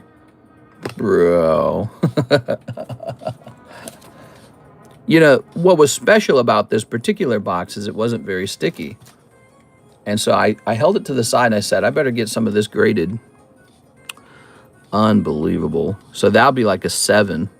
I'd probably still grade it. It'll probably be worth like, I don't know, like 45 bucks, 50 bucks. I could have sold that booster pack for like 200 probably. I mean, it's a rainbow pack. How could you say no to a rainbow pack, especially one in such great condition? But you weren't expecting it to do that. I wasn't expecting it to do that. It's so unfortunate. I'm a poor, unfortunate soul. How many rainbow cards in a box? 36. Here it is. If you can even find a rainbow box, because you can't always reliably find one. Look at that. Even that Pikachu has like an indentation. Do you guys see that? So for those of you who are not used to the world of Topps Pokemon, if you do not understand what you have when you are sitting on a PSA 10 or a CGC 10 of a Topps card, it means you do not open a lot of these, so you have no clue how exceptionally rare. Look at this. His corner's ruined. Why? We don't even know. He's got bad. It's like bent there almost. Yeah, look at that. We don't know why. Just happened on the line when it was being produced, I guess. So, you know, the odds of a Topps card grading 10 is so unbelievably rare. So rare. To even get one that doesn't stick, first of all, it's crazy. Because so many Topps cards stick to each other. And then to have one with good corners, with like, see, look at this corner. Most boxes have this problem. Let me show you. See that right there? Something happened there. We don't know what it is. It happens during the cutting probably. So most cards can never grade 10. So you ever see a PSA 10 Topps card, you better be, I don't know, creaming your pants or something, because they are like one. You know how like you get like a 12% 10 rate for other card sets, other Pokemon card sets? This must be like a 1 or 2% 10 rate for Topps. Topps just does not grade 10. You cannot get it to grade 10. Now, Topps Chrome Pokemon may be a little bit different. The odds, I think, are higher, but this is Topps Series 1, and it's so virtually impossible. You got to try, though, you know. If you don't try, you'll never get anything. It'll never happen. Laggy, not sure if it's you. Or, oh, a little bit of lag. A little bit of lag. Yeah, I reset the phone there. I don't know if that helps at all. I see a big storm moving in, by the way. Big storm on my birthday, huh? What is your favorite Pokemon? My favorite Pokemon? I'd probably have to say Lopunny. I'm thinking Lopunny. So it looks like I already have a couple right here. Oh, no, I just have the one, huh? All right, well, we'll add these as well. That might have been part of a trade or something. Do you see how tough that was? That was so tough, man. If you see Topps 10, it's a freaking miracle. And yes, it should be expensive. Like, look. Look at this. Topps 10 Clefable. You know how many packs were open to acquire just one of these? Probably like 50 packs. And somehow it only sells for 50 bucks. All right, so that means it doesn't look good enough, or probably also people never collected it when they were younger. They didn't have nostalgia for it, or they just don't understand how shockingly rare this is. It's like beyond belief rare. And that's why I mess with tops, because it's there. I think there's like a prestigiousness to collecting the rarest Pokemon cards on Earth, right? And you're looking at one of them. You're looking at one of the rare. Look, Pop 8, Population 8 for the 10s on those. That includes all different print runs. There were 4, and I actually say that there's 5 different print runs of this Clefable. Print wave 1, 2, 3, 4, and 5 is the international print run. I call it the Canadian print run. Now, this is print wave 2 with the rays, right? So this is a print wave 2 Clefable. The real pop on print wave 2 10s might be like 1 or 2. Because some of those 8s we have to assume is print wave 3, print wave 4, and print wave 1, and print wave 5. The real population is probably so minuscule, probably like a pop 2 card. But it looks like it's pop 8, which is also unbelievably low, unbelievably rare. That you're looking at the scarcest Clefable in the world. Here's Andrew Vasquez shipping. I think I have a slab. Here you go, Mr. Andrew. Next order, Mr. Andrew's doing a little bit of shipping. Good day to do shipping, by the way, guys. Miss Alexis is coming in. Andrew. His name is Andrew. Andrew Vasquez. Here's Andrew Mercer. Here's Amanda. Speaking of Amanda, where's Alexandra? I feel like we haven't seen her in a little while. Carlos Gengar just sold for 8K. Which one? Which one are you talking about? It's not mine, is it? I had one for sale for 8,000. There's a couple Cardos Gengars. There's like 3 different ones. So which one are you referring to? Hold on, I'm loading my account. I have to see if it's me. That'd be nuts if it sold for 8K. So I don't know if you're referring to the Quest Cardos Gengar, or maybe you're referring to the... No, it's not me. Okay. Yeah, which one are you referring to? Because I had one for sale for 8,000. Let's grab this. Ugh. Aha, Andrew Vasquez. Did you get my website order? It was my first time placing it. Oh, that would explain why it was not sent. So, Mr. Gavin, what you did is you queued it up, but you didn't actually pay for it. That's what it says on my end. So it hasn't actually been paid for. There it is. Go take another look at that, Mr. Gavin. Gavin, you wanted to be a mod, right? Let's see. We're just making anyone a moderator. That's the new thing. We're going to let people be moderator if they want to be moderator. And then if you're a good moderator, you're going to keep the role. And if you're not as good of a moderator, we're going to pull the role back on you. That's what we do now, okay? So I'm curious about what Gengar that is. If you guys don't mind, I'm going to look, because I own a lot of Cardos Gengars. There's auctions ending this week. I wonder what the auctions are going to be. Let me check sold. He's right. Look at it. So it's one of these. Nice. I own 4 of those. And I think I own like one of the green ones or 2 of the green ones. That's cheap in my eyes, by the way. That's a very cheap card at 8,000. You're looking at a very rare Game Boy Gengar. All right, Andrew Vasquez. Meow,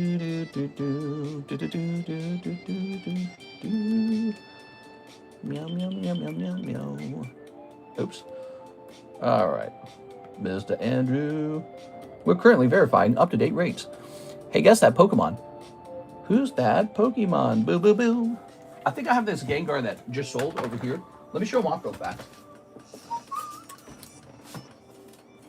All right. I have a Gengar box. You guys want to see a couple Gengars? We're just waiting for the price for this label to pop up. Oh, it popped up fast this time. That's convenient.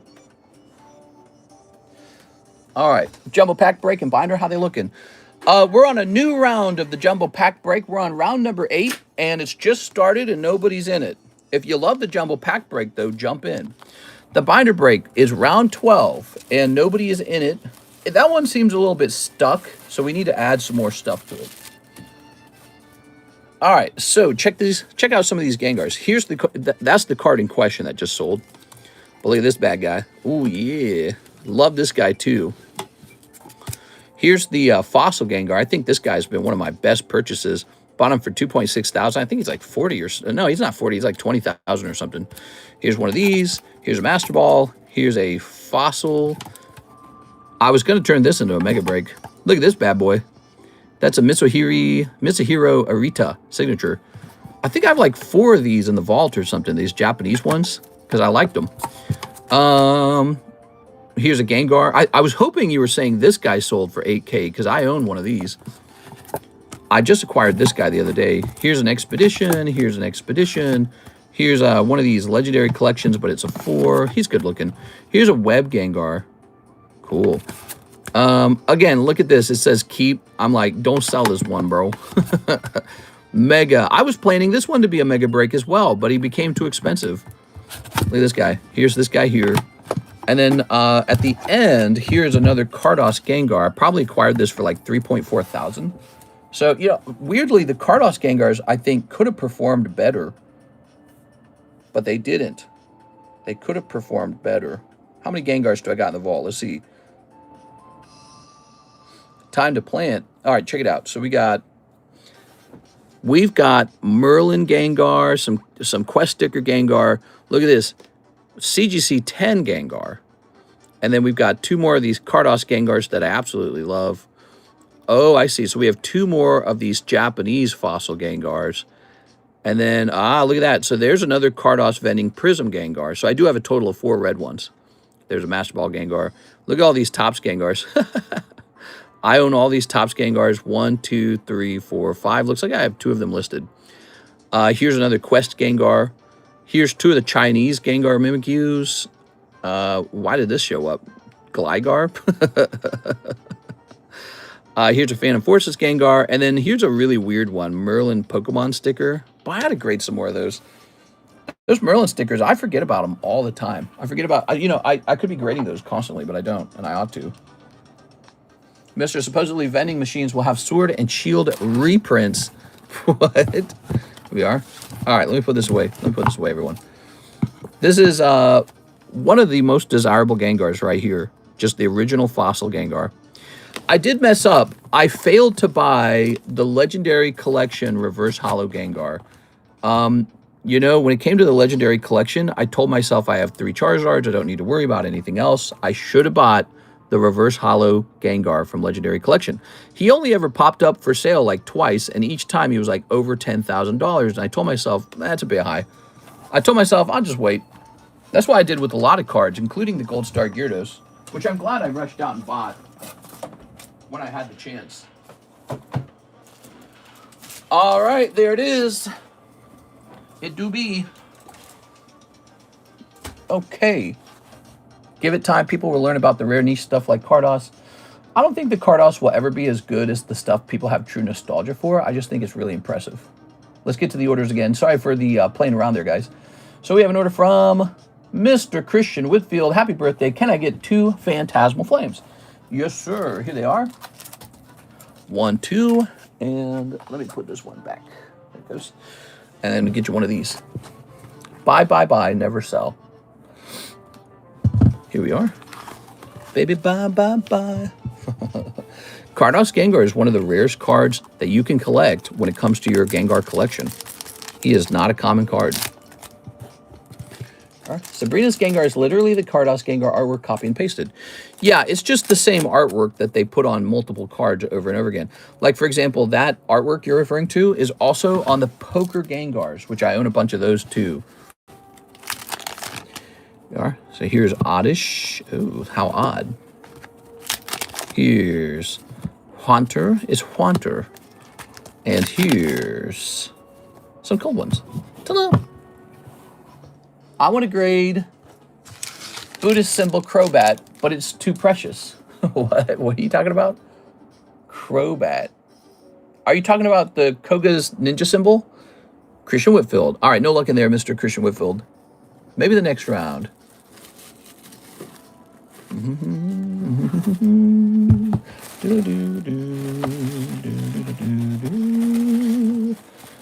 Sweet.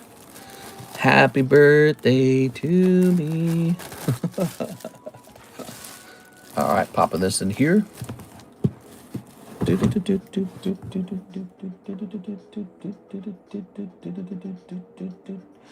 Mr. Edward, he says, get me a round of shipping.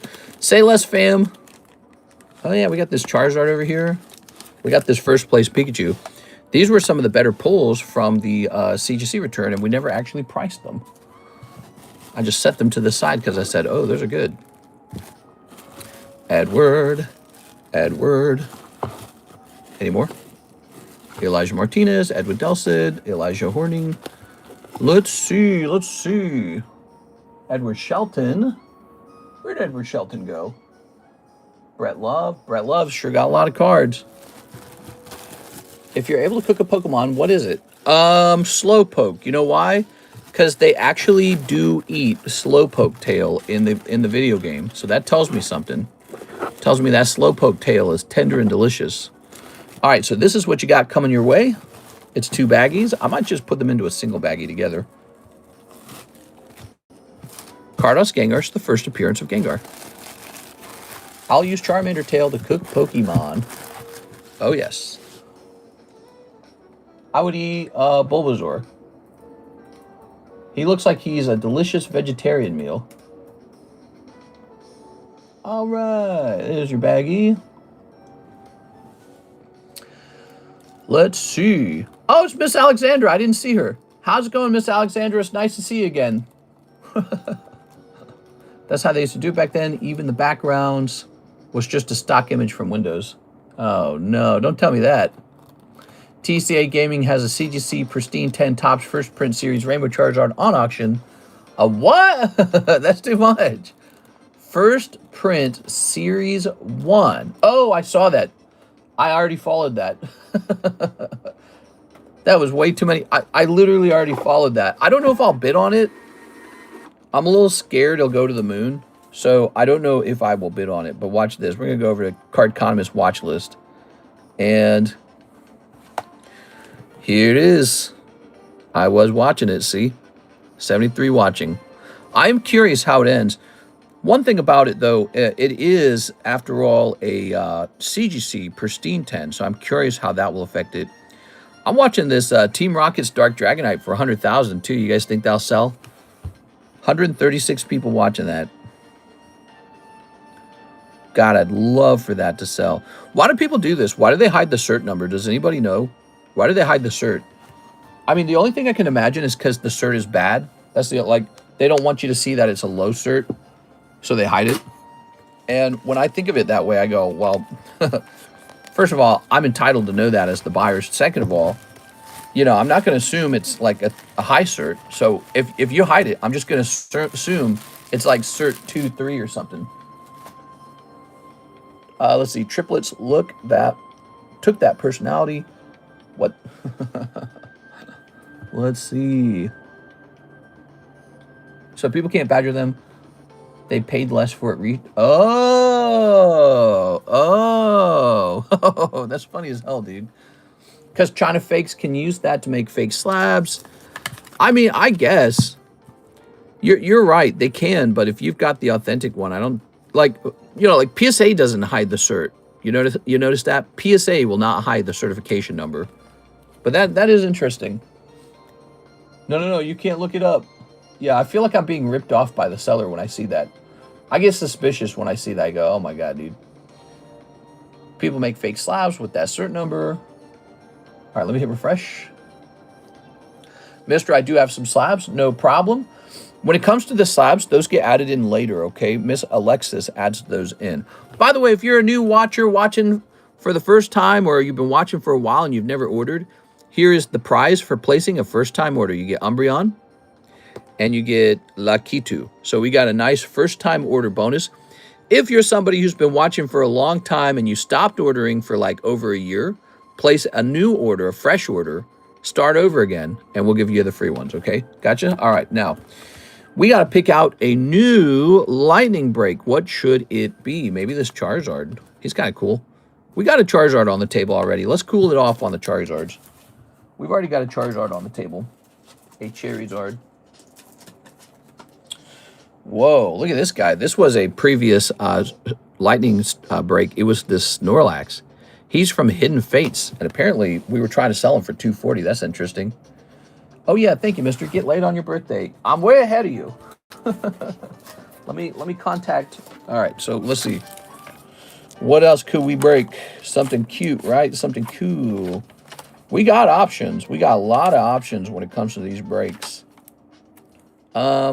I do like that Snorlax. What else could we break?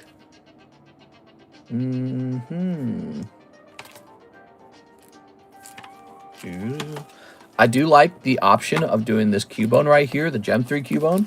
So that's kind of cool. I like him. Let's see. PP Chew. That one's going to be too difficult. I heard that if they copy it and sell it, the original copy will be canceled automatically and you have to resend it in. What? Let's see.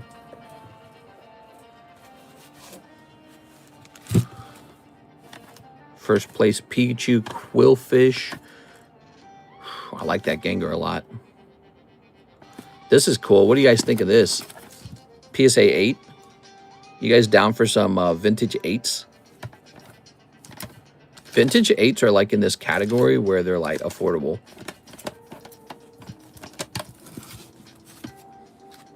Do another Chinese Cubone. That's a good one. I like him. He's quality. We have this Sylveon as an option. I kind of like the Sylveon too. We just did Leafeon, you know. Let's see. Ugh. That Nidoking is so nice. He is a nostalgic favorite of mine from when I was a kid.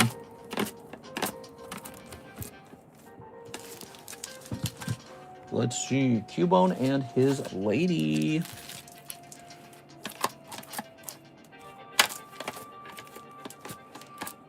Oh, look at this. Did that look cool? That little hoot revealing them in the tree. I watched that episode. When I was a kid, I watched that one. Andy Valdez says 40 for the Snorlax break. He's already in. Whoa. All right, we'll run the Snorlax break. Look at that. He said, wait a second. I'll choose for you. We'll do the Snorlax. All right, let's run that Snorlax. Maybe he'll be over in a day or two. All right, guys, we're going to run the Snorlax first. So what you're looking at is Hidden Fates Snorlax. Hidden Fates is a real well-known, popular set that no one's forgetting about. And he said, run that Snorlax. You got it, man. Andy Valdez. How much is that XY Red Blue Charizard box going for now? So basically the way we do it is we just buy a new one and add a premium to it, and then we open it up for you if you wish. If you're very serious about opening one of those over here live, you contact me on Discord or some other way, maybe email, and I'll pick out a price for it. But you got to be a serious buyer, okay? I don't want to like work on it unless you're real serious about it. You don't have to buy it if you disagree with the price, but you got to be asking because you're interested in potentially buying it. Here we are.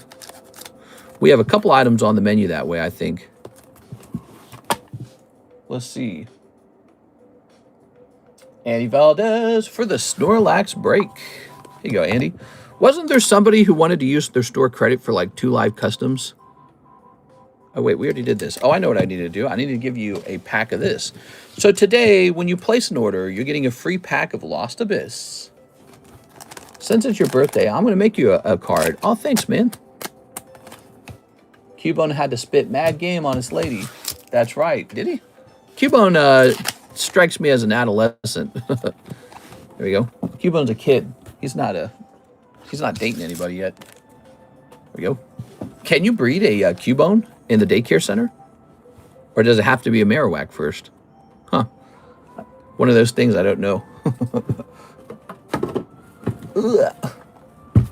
All right, Andy Valdez. Here we are. What is this Meowth card on the right? Oh, the Meowth card. That is called Pokemon Taruka. It came out last year. It's kind of like Pokemon Old Maid. Sorry, Miss Alexander, I just saw that comment, or it just registered in my mind. Pokemon Taruka. And we had one graded. It got a 10. Very nice. And so now it's for sale. And we've already sold a bunch of these. So the Meowth is still available, but a bunch of the other ones have already sold. And pretty soon the Meowth might not be available. Look, the Squirtle's still available too. So he's pretty cute.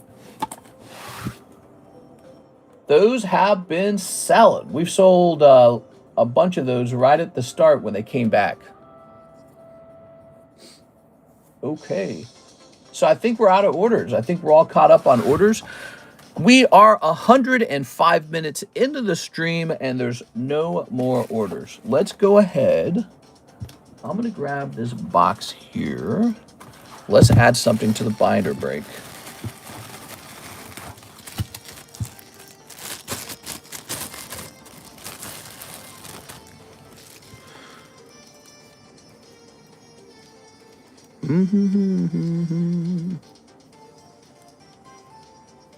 Some South Park, maybe?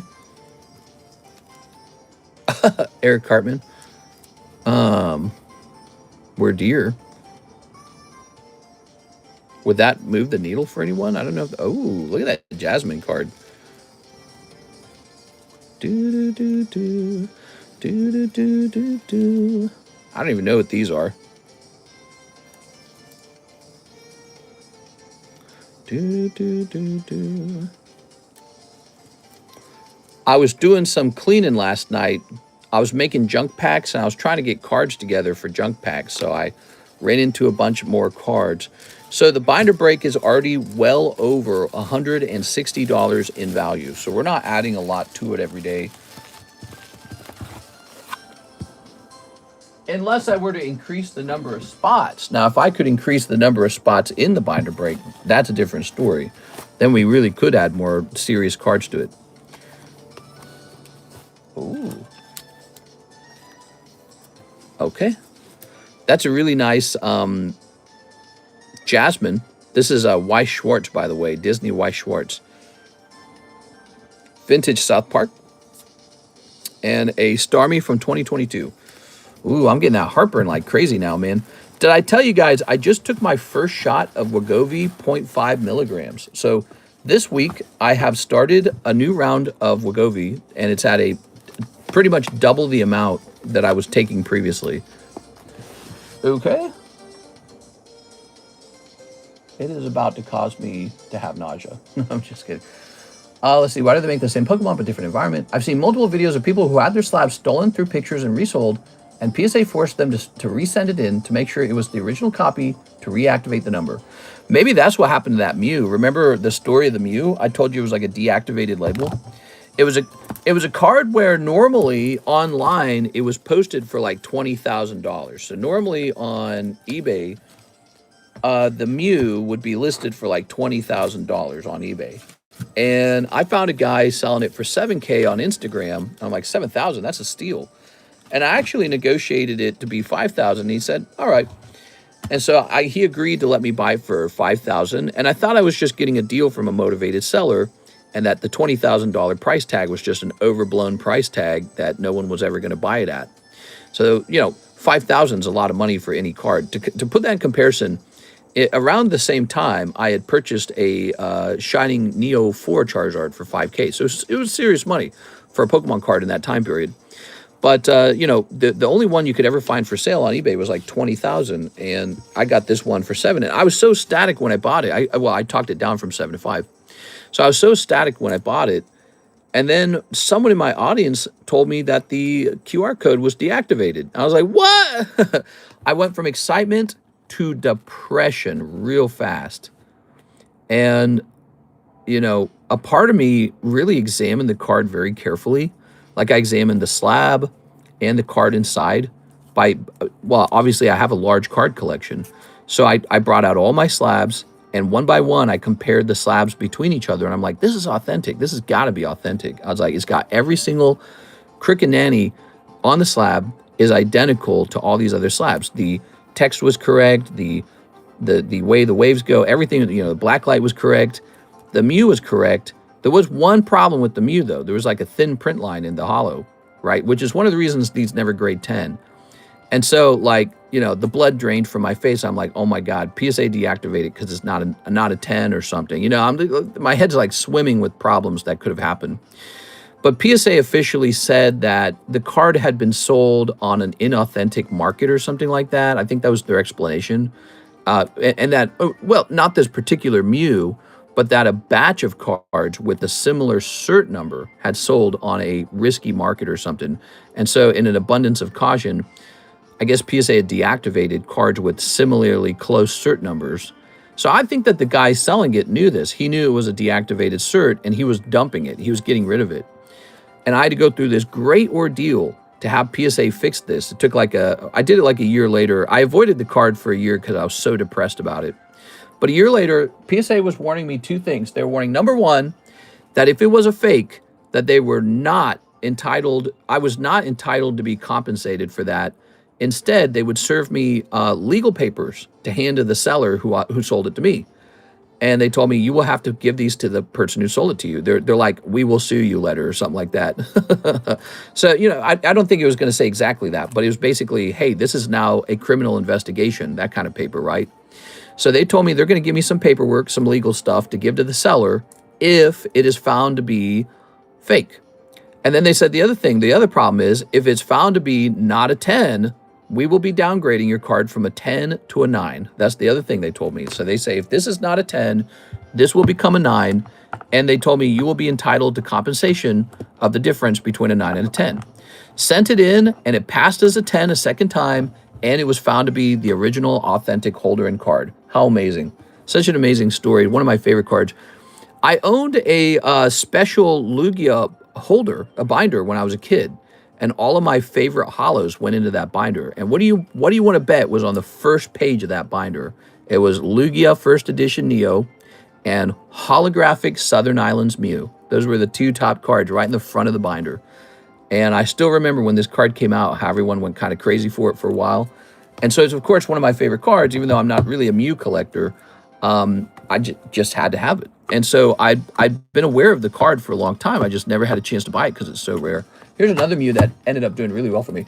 Hey, mister, how do I submit the order on the website? It's not in the checkout. I actually do not know how to help you with that because you know, it's crazy as it sounds, I've never purchased something from my own website, Mr. Gavin. All right, I see you are in pending payment, and I actually do not know how to get you unstuck from there. What I know is that other people have had the same issue and that they've figured it out right afterwards. So I'm sure you just need to poke around a little bit, try poking around on the website. But I've never checked out a product on my own website. I'm not allowed to buy stuff for myself, unless maybe I use my wife's account. Maybe I can use my wife's PayPal to buy something for myself. But yeah, isn't that interesting? I can't help you. I don't know. I'm not a very good help desk. I'm not a good, hello, I am David from America. I'm here to help you. Can I have your name and account number? I'm not a good help desk because I've never actually used my own website to buy something. TCC, drop the Anakin down to 1K. All right, you got it. 1K on the Anakin sketch. No problem, man. No probs. Where are we keeping the Anakin sketch card? Is he up on the table already, or is he in this box? Here he is. So I'm going to go ahead and drop him down to a very sexy number. All right. Last time I ordered on there, it automatically gets opened live. Go to stop taking that stuff, mister. It's giving you birthday cancer. The Wegovy does actually have to be monitored for a potential increase in thyroid cancer. So if I get thyroid cancer, you guys know what did it to me. But I hear that this has not been found to be true in humans. It was only found to be true in animals. It had a ever so slight increase, and they don't believe it translates to humans that way. So, but you know, it's something that I guess they're monitoring. But I guess if I got thyroid cancer, I guess, I don't know, am I allowed to sue? I don't know how it works. I'm going to get something when I'm older anyways. Here's a problem. I don't want thyroid cancer, but I don't want to die of being too heavy either. So I'm going to lose weight. Here's Anakin Skywalker. Ooh, $1,000, guys. There it is. So apparently this is called a black foil. They even put it up there. And we did look this up. This is like their highest level of drawing or something like that. Notice how the drawing is almost like insanely detailed. It's like lifelike. That's because the black foils are drawn by actual artists. Not just like a famous artist, but like an actual, like, okay, I'm going to draw you the Mona Lisa or something. So that's why he looks so hyper realistic. And I guess they cost more for that reason. And so there you go. That's a verified, authentic Anakin Skywalker, $1,000 black foil sketch. I don't know if anyone's going to buy it, to be honest, Brando. You might be better putting it on eBay. The problem with it is it's just so expensive. You know, it's just so expensive. $1,000 is a lot of money for somebody. And there might be someone out there collecting sketch cards who really wants it. If I was a sketch card collector for Star Wars, personally, I would be looking at which one is cheapest first, because sketches are never like, they just work differently from other cards. You know, they're like this card over here. We understand it's like a super chase card. It's like insane quality and all this stuff. Sketch cards are like this thing that were drawn by hand. Like my wife's got some sketches. Where are they? Are they up on the table somewhere? Yeah, like hers aren't anywhere close to this guy's, but look how cheap it is. It's $150. So you can enjoy this cool sketch of Haunter, and it's only $150. So I think people, and even that might struggle to sell at $150, by the way. So I think people question if a sketch is really worth that much. But he does look really good. But look at this too, you know. So like, here's another thing. So you've got a Star Wars sketch. I do too, actually. Look, mine got encapsulated backwards, Mr. Brandel. They put this in the front and this in the back. Oops. Some dummy. I got to send it in to get it corrected. Isn't that dumb? God, I hate that. But, you know, at least I'm not worried about it taking damage because it's a sketch card. It doesn't need to be a PSA 10 or anything. But look at this. Look at the difference here. So this is the Anakin, right? And he looks really well drawn. You're correct. He actually does look really difficult to draw. But that's a TIE fighter. It's almost instantly sexier. And that comes down to like what people want to collect out of Star Wars. Do people want to collect Jar Jar Binks, or do they want to collect this TIE fighter? So when I was picking a sketch card, I went with the TIE fighter because I think they're effing cool as hell, right? And I ended up not buying any Anakin Skywalkers because I just remember him as being this annoying little kid. That will be your struggle, Mr. Brandel. Brandel, what you can do, if it doesn't sell on the table, send it up to eBay, put it up there for $1,500 and see if there's any buyers over there too, okay? But yeah, that might actually be underpriced, guys. Go take a look at the black foils for sketch cards for Star Wars. 1,000 might be underpriced for that at this point because I do see that the black foils are pretty expensive. If you look at last solds too, you'll see black foils are selling for a lot under last solds. Take a look at this, guys. We've got this Destined Rivals Team Rocket booster box break.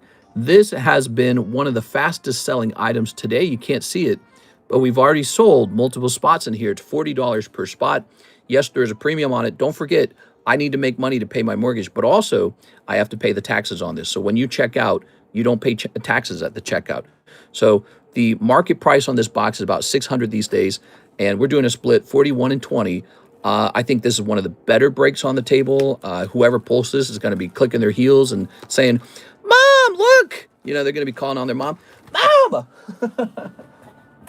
That is going to probably move pretty fast. That's the Destined Rivals box break. You know, it's this box where you look at it and you go, that's definitely going to 1,000, right? So that's the struggle right there, Mr. Brandel. So people are going, do I buy Destined Rivals or do I buy Anakin? Is Anakin going to reach 1,500 before Destined Rivals? That's the struggle of selling anything. How do I sell this Onyx? How do I sell this Metagross when we got Team Rocket Destined Rivals as a break? It's like, man, you better have something real good to compete with that box. That's the struggle. Everything's competing for attention all the time. It's really fascinating in the card hobby. Here's Gavin Stewart. He sent it by ZELLE. Box of 151 to prize and 2 Pokey Shuffles. I prefer the ZELLE, Gavin. Woo! Thank you so much, Mr. Gavin. It is. Check online orders, Mr. I did a test run. I sent my order on ZELLE because I didn't want to figure it out. Gavin, ZELLE is optimal. There's no better way to order than ZELLE. ZELLE saves 3.5% every time. We got no rarity Vulpix. In fact, you're going to go right now onto the ZELLE giveaway, Mr. Gavin. for ordering with Zelle. We got the Zelle giveaway. It's Squidward this time. Here you go, man. Gavin Stewart. That is the preferred method 100% of the time. Here we go. Destin Rivals is everywhere in vendings for $5. Nice. You know, I hear it's a really good set. I hear people are fighting over those vending machines. I'm not surprised. If you find one in your local vending machine, you should open it up. That's the way I see it. Now, if your vending machines all over are stocked to the brim with $5 Destin Rivals, I would be surprised by that. I don't think that's happening. I don't think I've gone to Target or Walmart in the last year and seen anything stocked. I saw the perfect order on the shelf. There is none. So people are buying it all up. People were saying they were saying perfect order is like the first set to not do well. Like, what are you talking about? My Walmart doesn't have it. It's sold out. My Target doesn't have it. It's sold out. The only thing on the shelf at my Target, by the way, the only thing, Lorcana sold out, Yu-Gi-Oh sold out, Magic sold out. I saw some My Little Pony, like 2 packs of it. I'm not even exaggerating. Like 2 packs of My Little Pony KU. That was all that was left. And like a whole bunch of sports. I don't understand the world of sports, so I can't comment on that. So here you go, Mr. Gavin. You've pulled this $20 Vulpix. Now, you can re-roll it for 3 re-rolls, or you can keep it. Those no rarity cards have gone up in price over time. I would be tempted to keep that one, but I'll do anything you want. GameStop is loaded with product. Go grab some. It's a great product. Mr. Scamming PayPal by using Zelle. That's not a scam. That's good competition. That is good competition.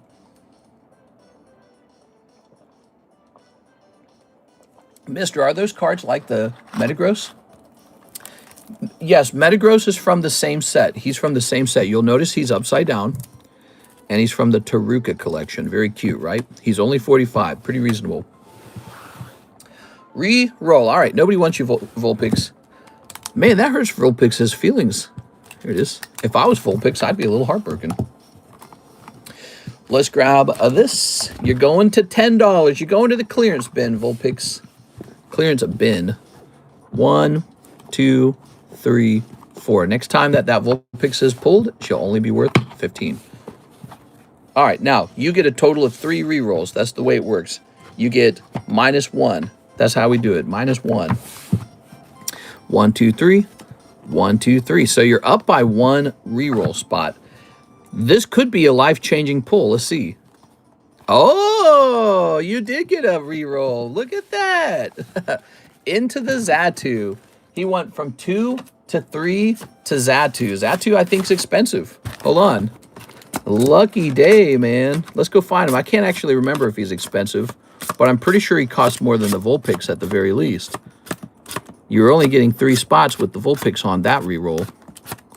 Pretty good. It ends with him taking every hit in the box easily. Yes, you have just rolled upwards into a $50 card. What a deal. All right, this is Shiny Treasure Xatu, Mr. Gavin Stewart. What are we doing with it? Your reroll will be 9 spots if you prefer to reroll. He's a 10. I can't wait to sell all my Modern Steel product to Mr. for millions of dollars. Mr. Kroger had a bunch of rival sleeve boosters yesterday.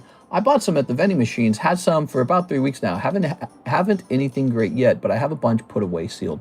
Well, that's another thing. So what you saw on the table right there was a sealed booster box. And people prefer the booster box to other forms of the same product. So like people don't want to collect the sleeved boosters. What are those called? I can't remember what those are called. Blisters. They're just kind of unwieldy. They're a bit odd. Reroll to the moon. All right, you got it, baby. He's doing another reroll, everyone. So this shall be 1, 2, 3, 4, 5, 6, 7, 8, 9, 10. So he goes back in. But next time, he shall be worth only $45. And you shall get $45 of rerolls. Good luck, Mr. Gavin. Hey, you never know. Maybe this is how the ball gets rolling. I've seen Team Rocket Grunt get some pretty incredible outcomes, but it could also go badly. 1, 2, 3. 1, 2, 3, 4, 5, 6, 7, 8, 9. All right. Mister, ready for all this rain? Is it about to rain? It looks like it's about to rain. I like rain. I'll go to my bedroom and cry on my birthday. Here we go. We got 1, 2, 3, 4. Whoa! There you go. It is turning into a $100 pull. That's 4 live. Now, here's the deal with the 4 live. It cannot be re-rolled. So you're going to have to be stuck with this. I'm sure you don't mind. 1, 2, 3, 4, 5, 6, 7, 8, 9, 10, 11, 12, 13, 14, 15, 16, 17, 18, 19, 20. So he just went from $10 in Poke Shuffles to 2 re-rolls into $100 worth of live customs. All right, now this could get even crazier. So if you're lucky, you pull out, what, the Rayquaza or something, right? He's $400. So that could happen. We don't know what's going to happen. Hell yeah, mister. They're fun, right? People have been going nuts for the Poke Shuffles and even the live customs. I think the Poke Shuffles are officially the #1 product on the menu. People just love it. All right, there's the 3. 1, 2, 3, 4. So this could be it. This could be Rayquaza. It could be a $100 card. It could be whatever. You could end up with something you really like. Okay, hey, Dragon. Here's... Oh, my God. Could be a double hit. No, just another poker card. So you do pull something out of here. That's good news because it's also possible to miss in that box. But with it being $100, there's a good chance for something to come out. Oops. He's killing it, guys. This could be a really big pull. You know, there's only one problem with the reroll system, and I said it a couple times. It takes too long. I'm stuck on your order for like ungodly amounts of time. All right, so you get these 2 poker cards. Those are yours. That's also part of the fun of the live customs. There's a couple extra bonus pulls. You ready for the reveal?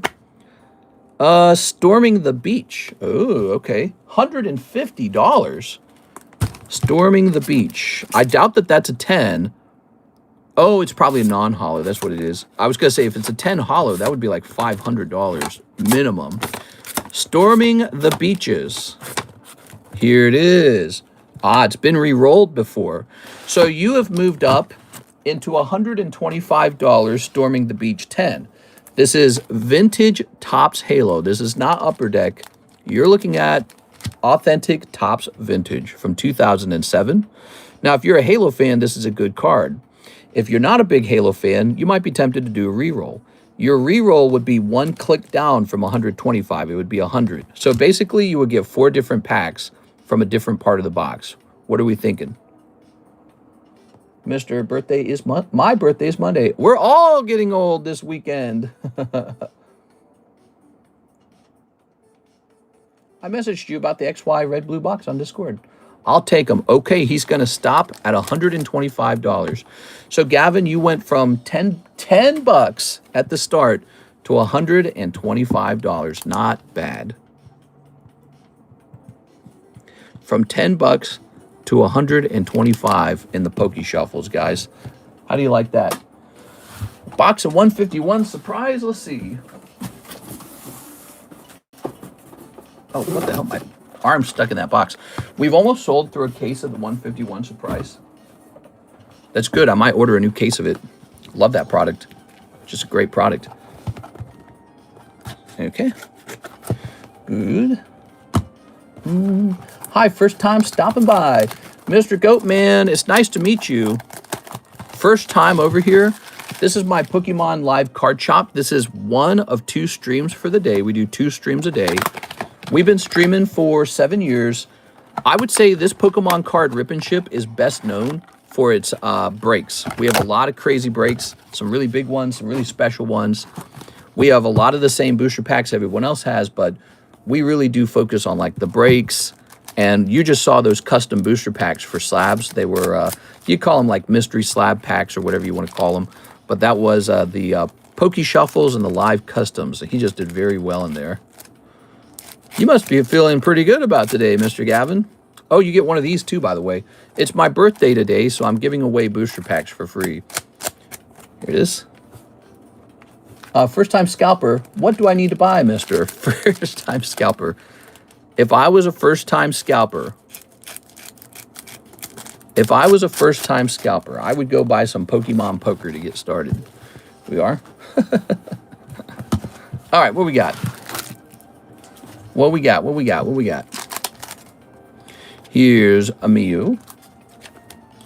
If I was a first-time scalper, I'd open up a rip and ship middleman service, and then once enough people are buying from me, I would like just disappear off the internet with all their stuff. Here's Metapod. Didn't that just happen? I heard a report. There was a guy who he was like talking to his friend about being burnt out from like doing rip and ship. And then I guess he just ghosted everybody and kept all their stuff. I heard that on a YouTube channel just like 2 days ago. Here's this beautiful guy called Ascended Rivals. Here's a Magmar. Here's Pinswer. Dragonite. Here's Sandslash. Here's Dratini. Did you already, were both of these from? Oh man, those are going to be your 2 pulls, aren't they? Boy, these booster packs are really harsh, man. And Marowak. All right. Not as lucky in the 151s as you were in the Poke Shuffles. You gotta give it up to those Poke Shuffles. They really can pay out pretty crazy sometimes. Okay. Tops opening. You know what? Somebody tipped me $10 to open an expensive booster pack, and I did, and I opened up a Rainbow Tops pack, and we got killed. We got a Venusaur, but it had like a flaw on it, a really bad one. Gavin Stewart. All right, Mr. Gavin, let's find your bag. Thank you, Gavin, for the order today. Appreciate it. We're always looking for new people to join our group, too, by the way. We are. We were discussing some improvements to the bounty. You know, we did the month-to-month bounty, and I forgot about the March bounty. That's how little pull it has in my mind. Let's see. So I was talking about how we probably ought to have a different system. We ought to have, I think it should be like a second chance slab or something like that. I don't think we should have a bounty. I don't know if I like bounties. I feel like bounties are redundant. That's ultimately how they feel. Bounties feel redundant. I get what they are. I get how they work. But I feel like they're redundant. You either have to raise your price on your booster pack to account for the cost of the bounty, or you have to just hope people don't pull it. You could just lower your pack price and have no bounty. All right, Gavin Stewart, 4.26. There you have it. He ripped and didn't ship. That's right. That's exactly what happened. He ripped and he did not ship. Pretty bad. You're not supposed to do that. Here's Dratini for 600. He's a pricey slab. Here's Vulpix for 36. That's a cute Vulpix. And here is the new Jungle Break. We also have this continuously ongoing breakthrough break. 2 booster packs. This is 9 years old, I think. And this one obviously is like 29 years old. There we have it. No, not 29, like 25 or something. All right, 26. We have an order over here from Aaron Cereals, 3 Inferno and 2 Ninja Spinners. Aaron Cereals, thanks for the orders. There are God Packs and Ascended Heroes, 11 years old for the breakthrough. All right. So let me think about today. Should I do my typical evening stream today, or should I just do a really late night stream today? Here's Giratina. Remember, we were talking about how I wasn't really happy with the start and end times of the evening stream, because I was starting to realize that it really does just eat into the daytime for me. I'm thinking about that a lot, you know. Here's Rotom. Here's Matang. Oops. And Code. There it is. You should do a late night stream. So I'm thinking if we swap back into nighttime, it has to start at 11. It can't start at 12. It can't start at 1 a.m. It can't start at 2 a.m. It has to start at, like, personally, I think the best time would be 10:30.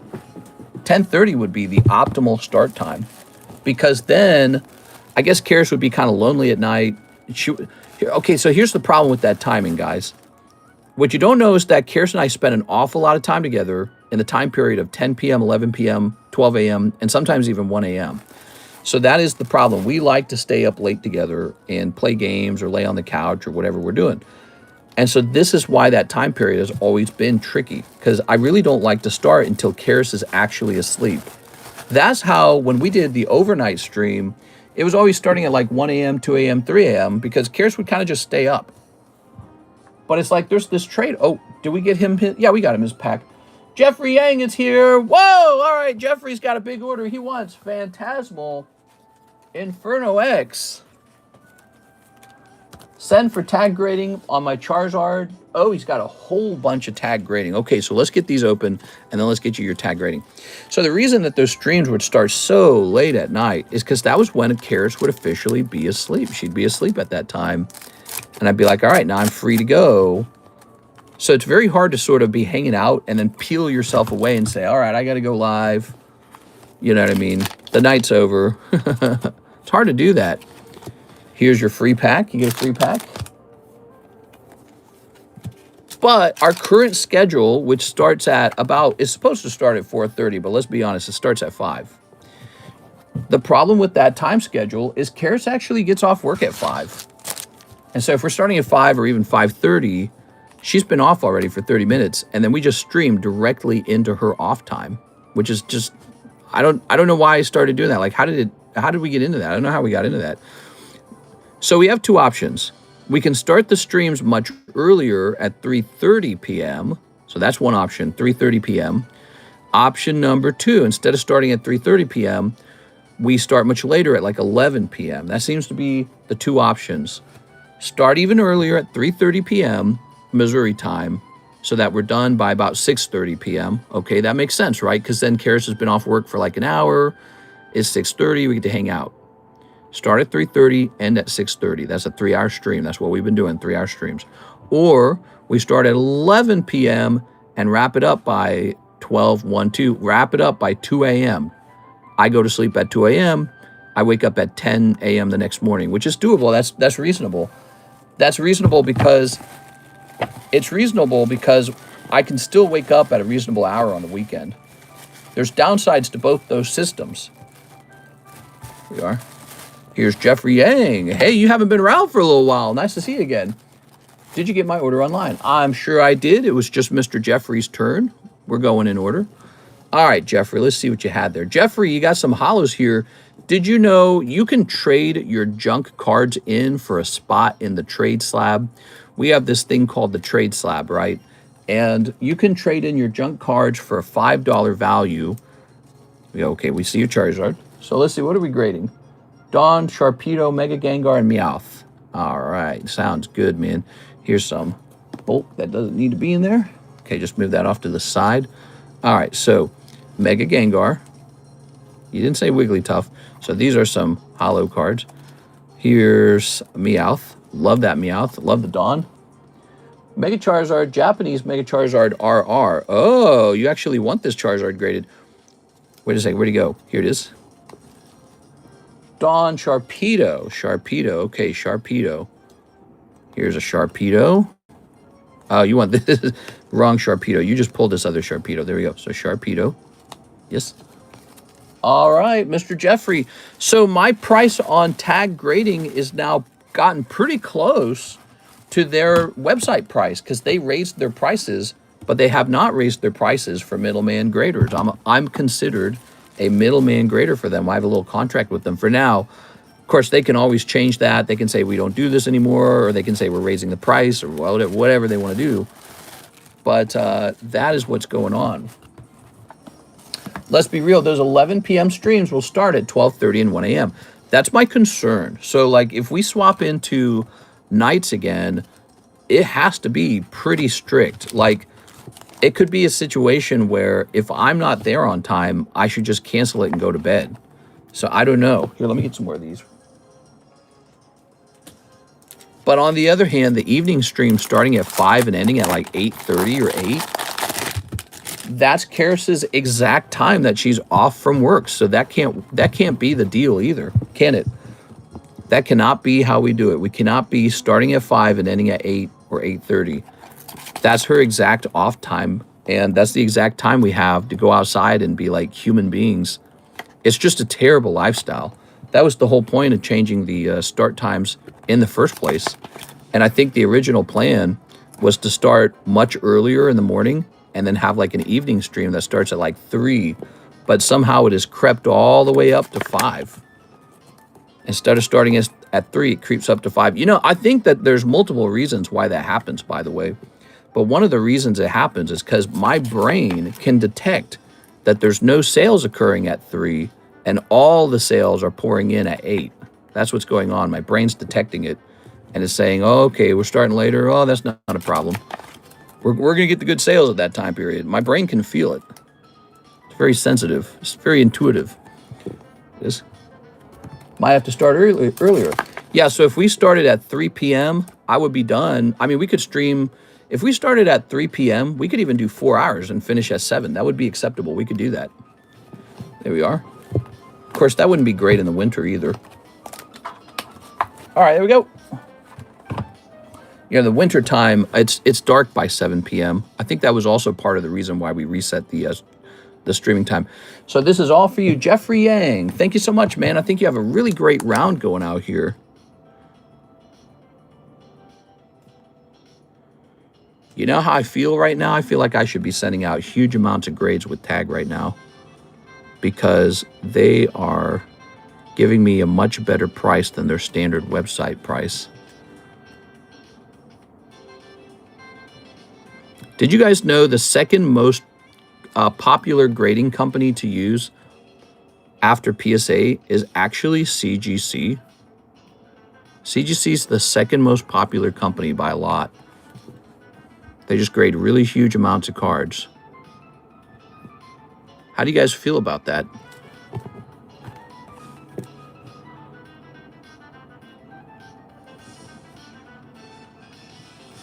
All right, now let's write down that they're all going to tag.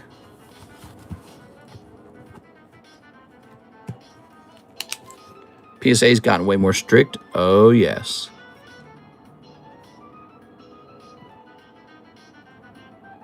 PSA's starting to feel a little bit like Beckett. There we have it. And actually, PSA acquired Beckett. It's so strange when you think about it. Thank you, Mr. Jeffrey. Appreciate it, man. I like the 11 p.m. time slot. I think that's the biggest struggle is if we do 11 p.m., I somehow have to actually show up at 11 p.m. every single time. But there's going to be like a night where I'm just hanging out with Karis and she's wide awake and we're like just cuddling under the blankets or some crazy stuff like that, you know, like watching TV, making out. And it's going to be like, okay, sorry, honey, I just got to go. It's 11 p.m. and I have to sell a bunch of Pokemon cards. You know, like it's a trade-off. It really is. It's a trade-off. So that time period, that nighttime time period is a really good time period. That's the laying in bed together time period, you know. It's tough. All right. I think it would be, in a way, better to just shift this stream down to the 3 p.m. time period for us. Like, so start it maybe an hour earlier or an hour and a half earlier. That would be a better strategy. But on the other hand, I think that I think you guys would prefer the nighttime. I think that nighttime time period gets way more sales anyways. That's the other thing. Man, it's tough. I'll talk to her again about it. I can't decide. How many Korokoro PSA 10 Shining Mews are there in existence? So that card is a bit more populated. Next up, we've got an order from Tyler Davis. Tyler Davis. He wants 2 OP13s. Thanks for your patience there, Tyler. All right. Don't forget, OP13, that's the red manga. Red manga Luffy can come out of here. It's always going to be a popular set. Probably going to go up in price over time. Okay. No problem, Mr. Jeffrey. Thanks for being a big customer. I really appreciate that order. Now, what do we have here? We've got these gentlemen. Scooby-Dooby-Dum. Dooby-Dooby. Here's Sabo. And here's Crocodile. All right. Very nice.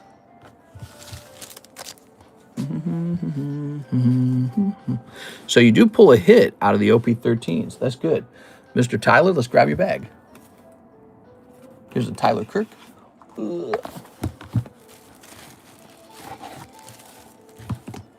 How do you guys feel about PSA versus CGC versus tag? How would you rank each one? Let's say you had to buy a pristine tag versus a PSA 10 versus a CGC pristine. Which one would you rank as the best, the second best, and the third best in that group? All right, thank you so much. Miss Bridget returns. She says, time extension on the Coca-Cola slab. Didn't mean to be late. Oh, I forgot about that. I forgot it is a new month. We are on a new month, and we are able to start doing repos now. Oh, yes, repos. All right, so November 2025 to November 2026. That's what it shall say now. You only had $74 left on it. All right, so you were pretty close, Miss Bridget. So, but, okay, so now you have a lot more time to finish it, so there's no rush. You're all good. Oh, I was going to snatch it up. I was going to be like, this is triple the value it is now. I was going to snatch it up. I was going to be like, that's my ditto. I'm just messing with you. Thank you, Miss Bridget. I appreciate the order. What time is it now? It's 2 p.m., so we can keep going. Why don't we run those repos, actually? So it's repo time, baby. Birthday repos. That's the title of the stream now. So we have a Mr. Abraham Ramos. Well, first of all, let's get this all shifted down by one. So the new welcome to Slab Away shall say it's April, and that means what month comes after August? September. So that means anything from September is due. So August, September. And then it's also going to say it's April. And anything from November 25th, 2025 must be half paid. That doesn't seem accurate.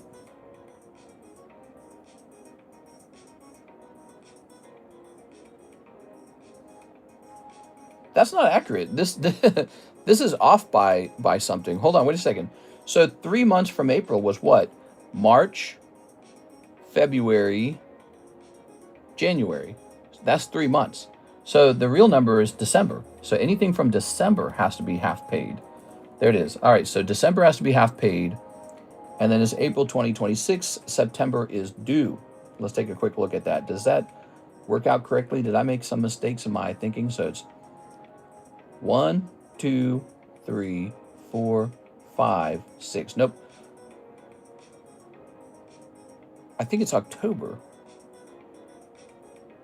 1, 2, 3, 4, 5, 6. Yeah. So actually, it should say October, not September. So I got these numbers off. Anything from October is due. There it goes. How did that happen, I wonder? I must have made a mistake at some point. And I was off by 1 on both of those. So anything from October last year is due.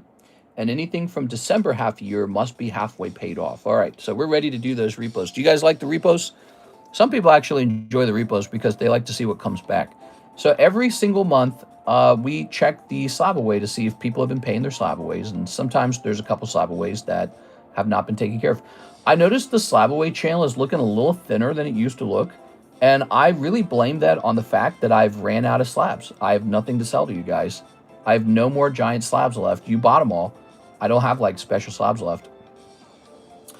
All right, we have an Alex Final Fantasy box. It's a little bit old, Mr. Alex. Here's an Abraham Ramos, and he's got a November Ancient Mew, and it's about halfway paid off. So I think he's fine on that. Let's see.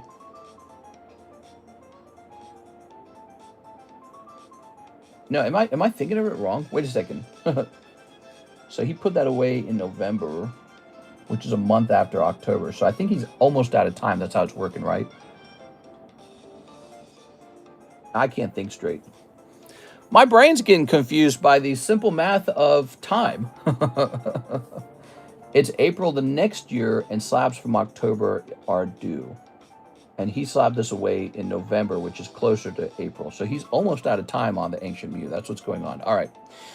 April, January 2026, December 2025. Tag Roaring Moon, Mr. Andrew Martin. He's about halfway down that one. All right, we're in the B's. We have some Blake Santoro cards. I think we need to repo these Blake Santoro cards that he had in Slab Away. So he's got an $832 loan that he owes me, and that's due on June 15th. And June 15th is like 2 months away. So he's still got time. It's a little over 2 months.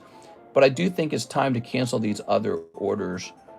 October, right? Yes, October is due. He was late on those already, so those are going to be canceled. Blake Santoro. That gentleman came in and he had some fun, but he must have ran into trouble or something, because he had a bunch of orders bounce. Let's see. Oh, they're not over here. He had a bunch of orders bounce, and then he made like one payment on them. And then he's like, I'll get these back to you. But actually, he did that a long time ago. All right, let's check in here for it. It's probably near the back here. So here's 2 of them. He has a total of 3. He has a Nintendo Game Pack 2 link. Nintendo Game Pack 2. So that wouldn't be in this box. That would be stored in another place. So these are being pulled down. So there's a Charizard 9 and an Umbreon 10 getting pulled down. Those are canceled. We're also going to cancel the Nintendo 7 Game Pack. We're going to go over here to the Reclaim channel. Yeah, I don't know what happened to him. He doesn't really communicate to me too much. Let's see.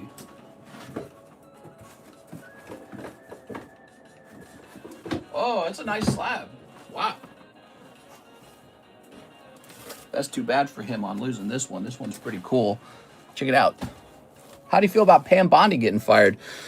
Ooh, I don't know. Why do you think she got fired? Look at that. That was only $175. That's a great price on that. Wax Pack Game Series 2. So we're going to pull that back. That's going to become ours again. I like that Umbreon. That Sun and Moon Umbreon's cool, but also the Charizard's not bad. So these will all become available for sale again, I suspect. Yeah, I don't know.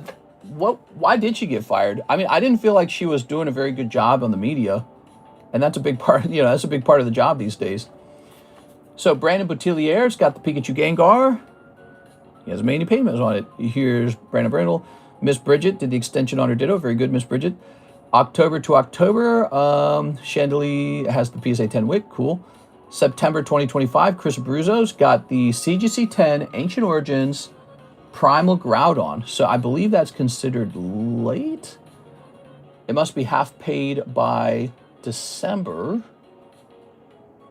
And this is actually older than December, is it not? Boy, I'm like having a really hard time conceptualizing time here. So he ordered it before September, and it is not half paid. That's a Chris Abruzzo one. We're going to mark that as late. This is going to say late. All right. Wait, I don't want it to say that. I want it to just say, there it is. All right, late. Here we have a David Moray's PSA 9 Skull Trooper from May of 2025. Whoa. So, first of all, these are coming back. David Moray's. That one's definitely gone. We can't let him have that one. It's really, really old. But he's not in this box. So, I think the problem with the Skull Trooper is we can't find it at all. And I don't think it's here anymore. Here's my bet. He probably already paid it off, and he's just one of those guys where we forgot to remove him after he finished paying it. That's what's going on with this guy. So the item's not here anymore. We have Mr. Edwin Delcid. He's got a Halo Hollow. He's got a Tartarus. And he's actually made some progress on this one. So that one is almost done. He's doing good on that. All right, so March, November. Here's April. Here is a Jacob Doggenbaugh. He's got a PSA 10 Fusion Espion Alt.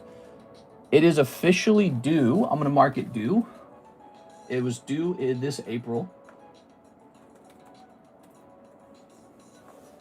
Okay, I don't know if he's coming back to pay that one off. But he started in April, so it's due sometime in April. So he may have just a couple days left on that. Here's a Mr. John P. Geraldo, who is due on a PSA 10 Scissor Poker. Didn't he cancel that one? I feel like he canceled that one. Let's go see if we can find it. She fumbled hard with the Epstein questions, made Daddy Trump look bad. Yeah, I would have to agree with that. She did fumble. All right, so I would agree with that. So John Paul Geraldo's not in this box. I'm pretty sure he already canceled this slab away. That's why it's sitting there saying he's not making any progress on it. That's because he's not making any progress on it. He canceled it. See, that's the thing. When people cancel, half the time I forget to remove them from the list.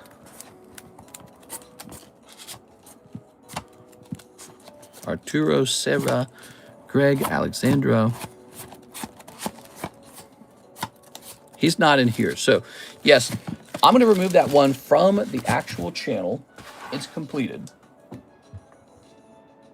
How are we doing? Did you guys send in any orders? You want me to go work on them? Let's see. Let me hit edit. Mr. John. Here it is. This is not due. It was likely already canceled. We have a Mr. Jonathan Lewandowski. He's got a PSA 10 Umbreon. That one is due on May 26th. So he's got about a little over a month left. It's coming due, Mr. Jonathan. All right. And then we have Joey Maycumber, Jose Santos. He's doing fine. Joey Albrecht. May's coming around that corner, man. So he's at 2.8 thousand. It's a lot of money. We got Joseph Valente. We got, these are all good. We're in the K's. Kara Nichols is due on her CardConomist 10 grill card. I'm just gonna leave that one alone. She's gonna get an extension on that one because I don't really care about it. Kind of how it works a little bit. So let's see. We're gonna go into the M's. Let's see. Dark Ariados. Here's an older one. Martin Ramirez can't locate PSA 10 Cubone. Well, if I can't locate it, well then it's not probably over here. It's probably already canceled, or he probably already has it, or something like that. Let's see. Mike's side, Matt Hansen. Whoa. Mark Duez. All right, so it must have been canceled, or he must have finished it, or something. She fumbled hard with the Epstein questions. Yeah. I'm sure she did. There's so much going on in the news. What do you guys think about the news right now? All right, Miguel. He's got the Evil Eye Silver coin that he started in November. And then he also has the antiquated first release Aries and Mars. Now we have Mr. Mike's side, Misty Pikachu. Have no fear, Mike's side. You get mod privileges on that. Here's, I don't think you're late or anything on it, are you? All right, so let me go over here. Let's see. We've got Nathan Gordon, NHCC. Mods always get advantage in the slab-aways if you didn't know that. Raul Mendoza. Here's Ryan Castillo. Black Label Hello Kitty is due. I'm going to mark this as due. He needs to finish that one. Salvador should probably finish that one off. Here's Sebastian Amador. PSA 10 Mewtwo. So Sebastian is from May 2025. That one's definitely due. I must not be able to find it. It must be another canceled one or something. Yes, not in here. Slab-aways are on the thin side. We do not have a lot of slab-aways. I think it's because I have no cards for you guys to put in the slab-away. Womp, womp, womp. I got to get back in the slab-away game. That's what that means.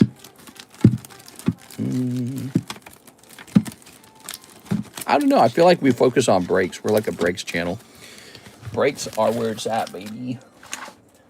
I think sometimes I run into a nice slab and I go, I don't want to sell this. I just want to put it into a break. You know? So we also have Steven Assist Trunk. Here is Terry Mills. He's got a CGC 10 Mew with the swirl, and he looks like he might lose that one because I haven't seen him in a while.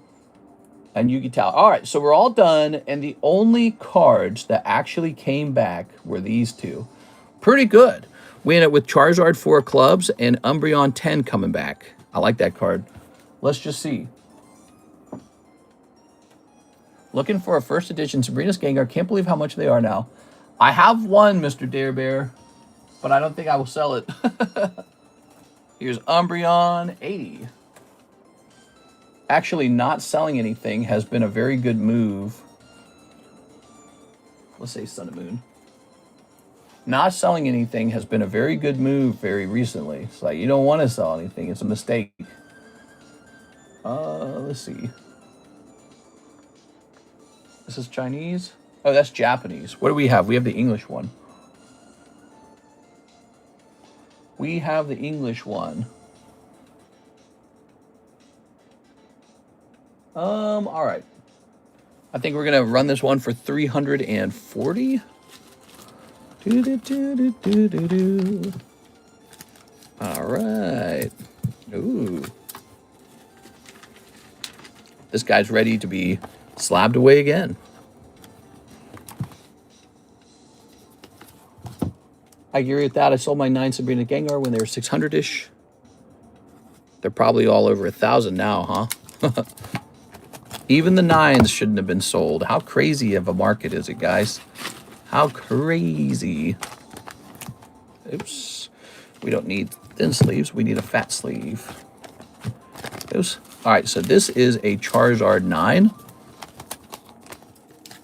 You know I don't like to sell my poker cards, but he is a 9. And let's go get a price on him. All right, happy birthday. Thanks, man. May the Aries rise and take back the world they were promised. I was promised it 37 years ago. I have a Sabrina's Gengar PSA 8 on eBay, 1,200, 50 watchers. It'll sell any day now. You know it's going to sell when it has 50 watchers. So obvious. You know, if you got it for 600 a month ago, that's crazy. I would almost be tempted to raise the price if it's got 50 watchers, you know? All right, so here we are. Poker Greenback is going to be, well, that one's in the UK. And then there's one in the US for $550. Wow. I guess. So from $370 to $550. That $370 includes shipping and import fees.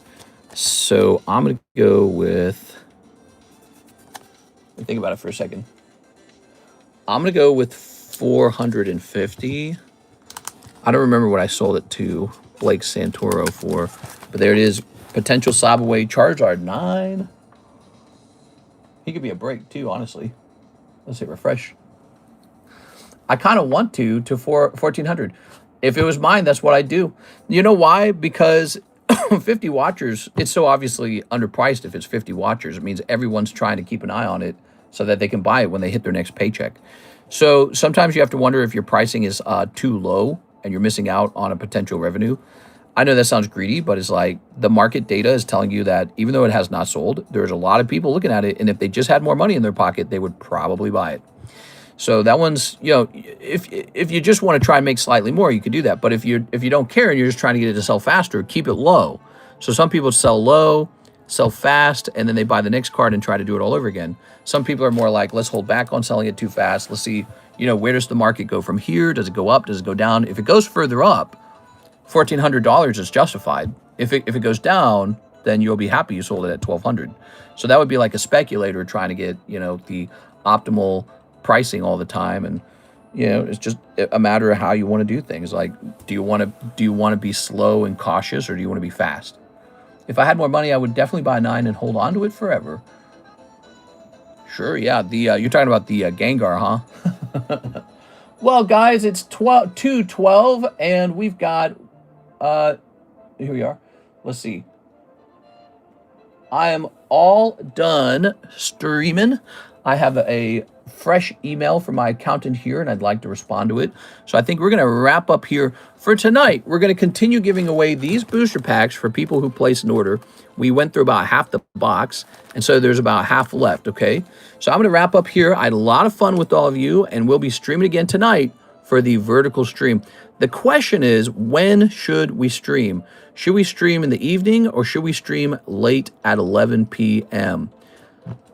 I think we might do 11 p.m. because it's my birthday. I might just hang out with Karis all day and actually get to hang out with her. So maybe we will do 11 p.m., but it's got to be so strict, and I can't have that time shift to 1 to 2 to 3 a.m. in the morning. The start time can't shift. So we will try to do a start time of, let's aim for 10:30. You know why I say 10:30? Because if I say 10:30, it's more likely to start at 11. That's why. All right, so I'll see you guys at 10:30. All right, see you there, guys.